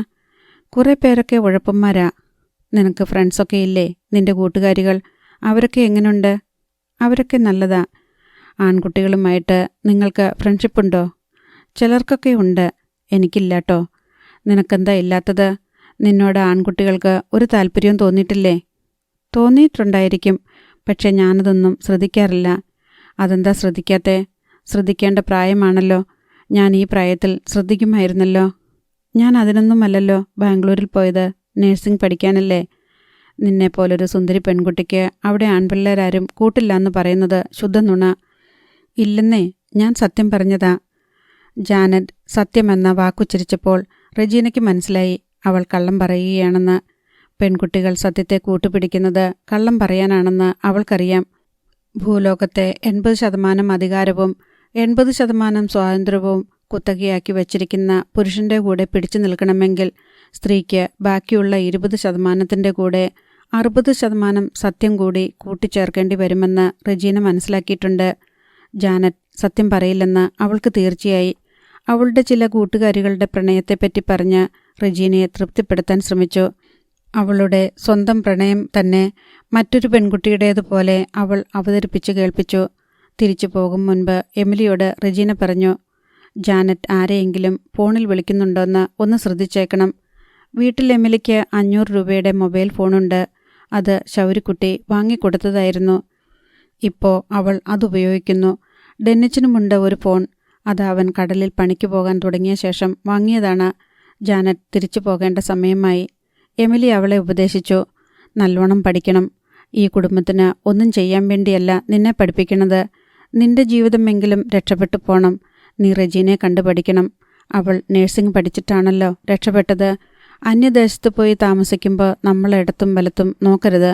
അവനുൻ്റെ കാര്യം പഠിത്തം അത്രയും മതി. ജാനറ്റ് എല്ലാം തലകുലുക്കി സമ്മതിച്ചു. എന്നിട്ട് ചോദിച്ചു, ഇപ്രാവശ്യം എന്നോടിത്രയും വലിയ ഗുണദോഷം? അമ്മയും റെജീന ചിറ്റയും എല്ലാവരും ഇതിനു മുമ്പില്ലായിരുന്നല്ലോ. നിനക്കെന്തോ വലിയ ആലോചനയും പകൽ സ്വപ്നം കാണലും തന്നെത്താനിരുന്ന് ചിരിയും ഒക്കെ കാണുന്നു. അതും മുമ്പില്ലായിരുന്നല്ലോ. ജാനറ്റിന് ഉൾക്കിടലം തോന്നി. താൻ സ്വയം മറന്നു പെരുമാറിയോ? വീട്ടുകാർക്കും സംശയത്തിനിട നൽകിയോ? ഒറ്റയ്ക്കിരിക്കുമ്പോഴെല്ലാം മാത്തുക്കുട്ടിയാണ് മനസ്സിൽ. അവൻ്റെ വർത്തമാനം, അവൻ്റെ ചിരി, അവൻ്റെ നോട്ടം. മിക്കപ്പോഴും അവൻ്റെ അടുക്കൽ തന്നെയാണ് താൻ. ആലപ്പുഴ ചെല്ലിക്കടപ്പുറത്തെ ഈ വീട്ടിൽ നിന്ന് കോട്ടയത്തെ അവൻ്റെ വീട്ടിലെത്താൻ ഒന്ന് വിരൽ ഞൊടിക്കുന്ന നിമിഷം മതി. ദാ എത്തിക്കഴിഞ്ഞു. അവൻ്റെ മുന്നിൽ കിതച്ചുകൊണ്ട് നിൽപ്പാണ്. അവന് അതിശയം. നീ എങ്ങനെ വന്നടി ഇവിടെ? ആരും കാണാതെ വീട്ടിൽ നിന്നിറങ്ങി ഒരൊറ്റ ഓട്ടം. കണ്ടില്ലേ കിതപ്പ്? എന്തിനാ നീ ഇപ്പം പെട്ടെന്നിങ്ങ് വന്നേ? എൻ്റെ മാത്തുക്കുട്ടി ചായ. അവിടെ എല്ലാവർക്കും സംശയം തുടങ്ങി കേട്ടോ. റെജീന ചിറ്റ എന്നെ ക്വസ്റ്റ്യൻ ചെയ്തു. അമ്മ ഗുണദോഷിച്ചു. അവരെങ്ങനെ അറിഞ്ഞു നമ്മുടെ പ്രണയം? എനിക്കറിയില്ല. എങ്ങനെയോ അറിഞ്ഞു. ഇനി സൂക്ഷിക്കണേ. തിരിച്ചു പോകുമ്പം നമ്മളൊന്നിച്ച് സ്ലീപ്പർ ക്ലാസ്സിൽ മറക്കല്ല്. ചേടാ വേണ്ടായിരുന്നു. എന്നാ വേണ്ട. അപ്പോഴേക്കും ഗർവിച്ചോ? സാരമില്ല, ഞാൻ വന്നേക്കാം. ജാനറ്റ് ഒറ്റയോട്ടത്തിന് ആലപ്പുഴ ചെല്ലിക്കടപ്പുറത്തെ വീട്ടിലെത്തി. തൻ്റെ പോക്കുവരവ് ആരെങ്കിലും കണ്ടോ? ഇല്ല. അവൾ പതിവ് പോലെ ആലപ്പുഴ റെയിൽവേ സ്റ്റേഷനിലെത്തി. മുതുകിലൊരു ബാഗ്, കയ്യിലൊരു ബാഗ്. ഡെന്നിച്ചനും എമിലിയും അവളെ കൊണ്ടുവിടാൻ റെയിൽവേ സ്റ്റേഷനിൽ ചെന്നിട്ടുണ്ട്. ജാനറ്റിൻ്റെ കൂട്ടുകാരികളുണ്ടായിരുന്നു പ്ലാറ്റ്ഫോമിൽ. അവരിൽ പലരെയും എമിലിക്കും ഡെന്നിച്ചനും പരിചയമുണ്ട്. തൻ്റെ മോളെ എമിലി അവരുടെ കൂട്ടുകാരികളുടെ കയ്യിൽ ഏൽപ്പിച്ചു. ട്രെയിൻ ഓടി മറയുന്നതുവരെ പ്ലാറ്റ്ഫോമിൽ തന്നെ നോക്കി നിന്നു. അതിനുശേഷം ആശങ്കകളോടെ വീട്ടിലേക്ക് മടങ്ങി. എറണാകുളത്തെത്തിയപ്പോൾ ജാനറ്റ് ജനറൽ കമ്പാർട്ട്മെൻറ്റിൽ നിന്ന് തൻ്റെ ലഗേജുമായി ഇറങ്ങി. പ്ലാറ്റ്ഫോമിൽ മാത്തുക്കുട്ടി അവളെ കാത്തു നിൽപ്പുണ്ടായിരുന്നു. അവനോടി അവളുടെ അടുത്ത് ചെന്ന് അവളെയും കൂട്ടിക്കൊണ്ട് സ്ലീപ്പർ ക്ലാസ്സിൽ കയറി. പരിചയമുള്ള ആരെങ്കിലും കാണുന്നുണ്ടോ? ജാനറ്റിൻ്റെ കണ്ണുകൾ നാലുപാടും ചിതറിപ്പാഞ്ഞു. ജലദോഷമുള്ള അവൾ തൻ്റെ വായും മൂക്കും മറച്ചു പിടിച്ചു. കമ്പാർട്ട്മെൻറ്റുകളിലൂടെ നടന്ന് മാത്തുക്കുട്ടിയും അവളും അവരുടെ സീറ്റിലെത്തി. ഇത് റിസർവേഷൻ കമ്പാർട്ട്മെൻ്റല്ലേ? ജാനറ്റ് ചോദിച്ചു. കുഴപ്പമില്ല, അങ്ങോട്ടിരുന്നു. ടിക്കറ്റ് ബുക്ക് ചെയ്തിട്ടുണ്ടോ? എല്ലാം ചെയ്തിട്ടുണ്ട്. ഇതെല്ലാം ഞാൻ നേരത്തെ പ്ലാൻ ചെയ്തതല്ലേ. ജാനറ്റും മാത്യു ചാണ്ടിയും അടുത്തടുത്ത സീറ്റുകളിൽ മുട്ടിയൊരുമിയിരുന്നു. നിനക്ക് ലോവർ ബെർത്ത് വേണോ മിഡിൽ ബെർത്ത് വേണോ? മാത്തുക്കുട്ടിയുടെ ഇഷ്ടം പോലെ ചെയ്യുക. ബാഗ് എല്ലാം സീറ്റിനടിയിലേക്ക് തള്ളിക്കയറ്റി വച്ചിരിക്കുകയാണ്. ട്രെയിൻ എറണാകുളം വിട്ട് പോയിക്കൊണ്ടേയിരുന്നു. തൃശ്ശൂരെത്തുമ്പോഴേക്കും രാത്രിയായി. മാത്തുക്കുട്ടി ജാനറ്റിൻ്റെ തല പിടിച്ച് തൻ്റെ തോളത്തേക്ക് ചായച്ചു. എമിലി മകൾക്ക് രാത്രി കഴിക്കാൻ ഇലപ്പൊതിയിൽ ചോറും മീൻകറിയും വറുത്ത മീനും കൊടുത്തു വിട്ടിട്ടുണ്ടായിരുന്നു. അത് ജാനറ്റ് മാത്തുക്കുട്ടിയുമായി പങ്കുവച്ച് കഴിച്ചു. ഉഗ്രൻ മീൻകറി. ഫ്രൈ അതിനേക്കാൾ ബെസ്റ്റ്. അമ്മയുടെ പ്രിപ്പറേഷനാ? മാത്തുക്കുട്ടി ചോദിച്ചു. അമ്മ നന്നായിട്ട് വയ്ക്കും. വല്യമ്മച്ചിയും നന്നായിട്ട് വയ്ക്കും, ജാനറ്റ് പറഞ്ഞു. ട്രെയിനിൽ പാൻട്രി കാറിൽ നിന്ന് ഭക്ഷണം സപ്ലൈ ചെയ്യുന്നുണ്ട്. പലരും കഴിക്കുന്നു. കഴിച്ചവർ ഉറങ്ങാൻ വട്ടം കൂട്ടുന്നു. മാത്തുക്കുട്ടിയും ജാനറ്റും ഇരുന്ന സീറ്റിനെതിരെ ഇരുന്നവരും ട്രെയിനിന് നെടുകെയുള്ള സീറ്റിലിരുന്നവരും ഭക്ഷണം കഴിച്ചു. ട്രെയിൻ പാലക്കാട് എത്തുമ്പോഴേക്കും ലൈറ്റുകൾ അണഞ്ഞു തുടങ്ങി. കമ്പാർട്ട്മെൻറ്റുകളിൽ ഇരുട്ടായി. മാത്തുക്കുട്ടി ജാനറ്റിനെ പിടിച്ച് തൻ്റെ മടിയിലേക്ക് കിടത്തി. അവനൊരു കറുത്ത ലിനൻ ഷാൾ കൊണ്ട് വന്നിട്ടുണ്ടായിരുന്നു. അതുകൊണ്ട് അവളുടെ ഉടൽ പുതപ്പിച്ചു. അവനും പുതച്ചു. എതിർ സീറ്റിലും ബെർത്തിലും യാത്ര ചെയ്തിരുന്നവർ ഇടയ്ക്കിടെ അവരെ ശ്രദ്ധിക്കുന്നുണ്ടായിരുന്നു. അവർ പതിയെ പതിയെ ഉറക്കം പിടിച്ചു തുടങ്ങി. മാത്തുക്കുട്ടി ജാനറ്റിൻ്റെ മുഖം തൻ്റെ വയറോട് ചേർത്ത് പിടിച്ച് ഇടയ്ക്ക് കുനിഞ്ഞ് അവളുടെ കവിളത്തും നെറ്റിയിലും ചുംബിച്ചു. അവളുടെ തലയും നെറ്റിയും അവൻ തഴുകിക്കൊണ്ടിരുന്നു. അവൻ അവളുടെ മുഖം പിടിച്ച് തൻ്റെ മുഖത്തിന് നേരെ ഉയർത്തി അവളുടെ ചുണ്ടിൽ ചുംബിച്ചു. ജാനറ്റ് മേലാസകലം കോരിത്തെരിച്ച്, എന്നാൽ ആരെങ്കിലും തങ്ങളെ ശ്രദ്ധിക്കുന്നുണ്ടോ എന്ന് കൺകോണിലൂടെ നോക്കിക്കൊണ്ട് പ്രണയപരവശിയായി കിടന്നു. അവൻ കൊണ്ടുവന്ന ഷാൾ വലിയൊരു മറയായിരുന്നു. ആ പുതപ്പിനുള്ളിൽ കൂടി അവൻ്റെ ചൂട് പിടിച്ച വിരലുകൾ അവളുടെ ഉടുപുടവകളുടെ ഞൊറികളും നൂൽപ്പണികളും തയ്യൽപ്പാടുകളും തിരക്കി നടന്നു. ഏതോ സ്റ്റേഷനിൽ ട്രെയിൻ നിന്നപ്പോൾ ജാനറ്റ് മാത്തുക്കുട്ടിയുടെ മടിയിൽ നിന്ന് മുഖമുയർത്തി എഴുന്നേറ്റിരുന്നു. അവൻ്റെ ഷാൾ അവൾ ഒന്നും കൂടി ചുറ്റിപ്പുതച്ചു. എന്നിട്ട് നാണത്തോടെ അവനെ നോക്കി. ഒരാൾ പാസേജിലൂടെ വന്ന് അവരെ രണ്ടുപേരെയും മാറി മാറി നോക്കി. ആളിൻ്റെ മുഖം കണ്ട് ജാനറ്റ് ഞെട്ടിപ്പോയി. അവളുടെ സപ്തനാഡികളും തളർന്നു. അടുത്ത ഭാഗം നാളെ.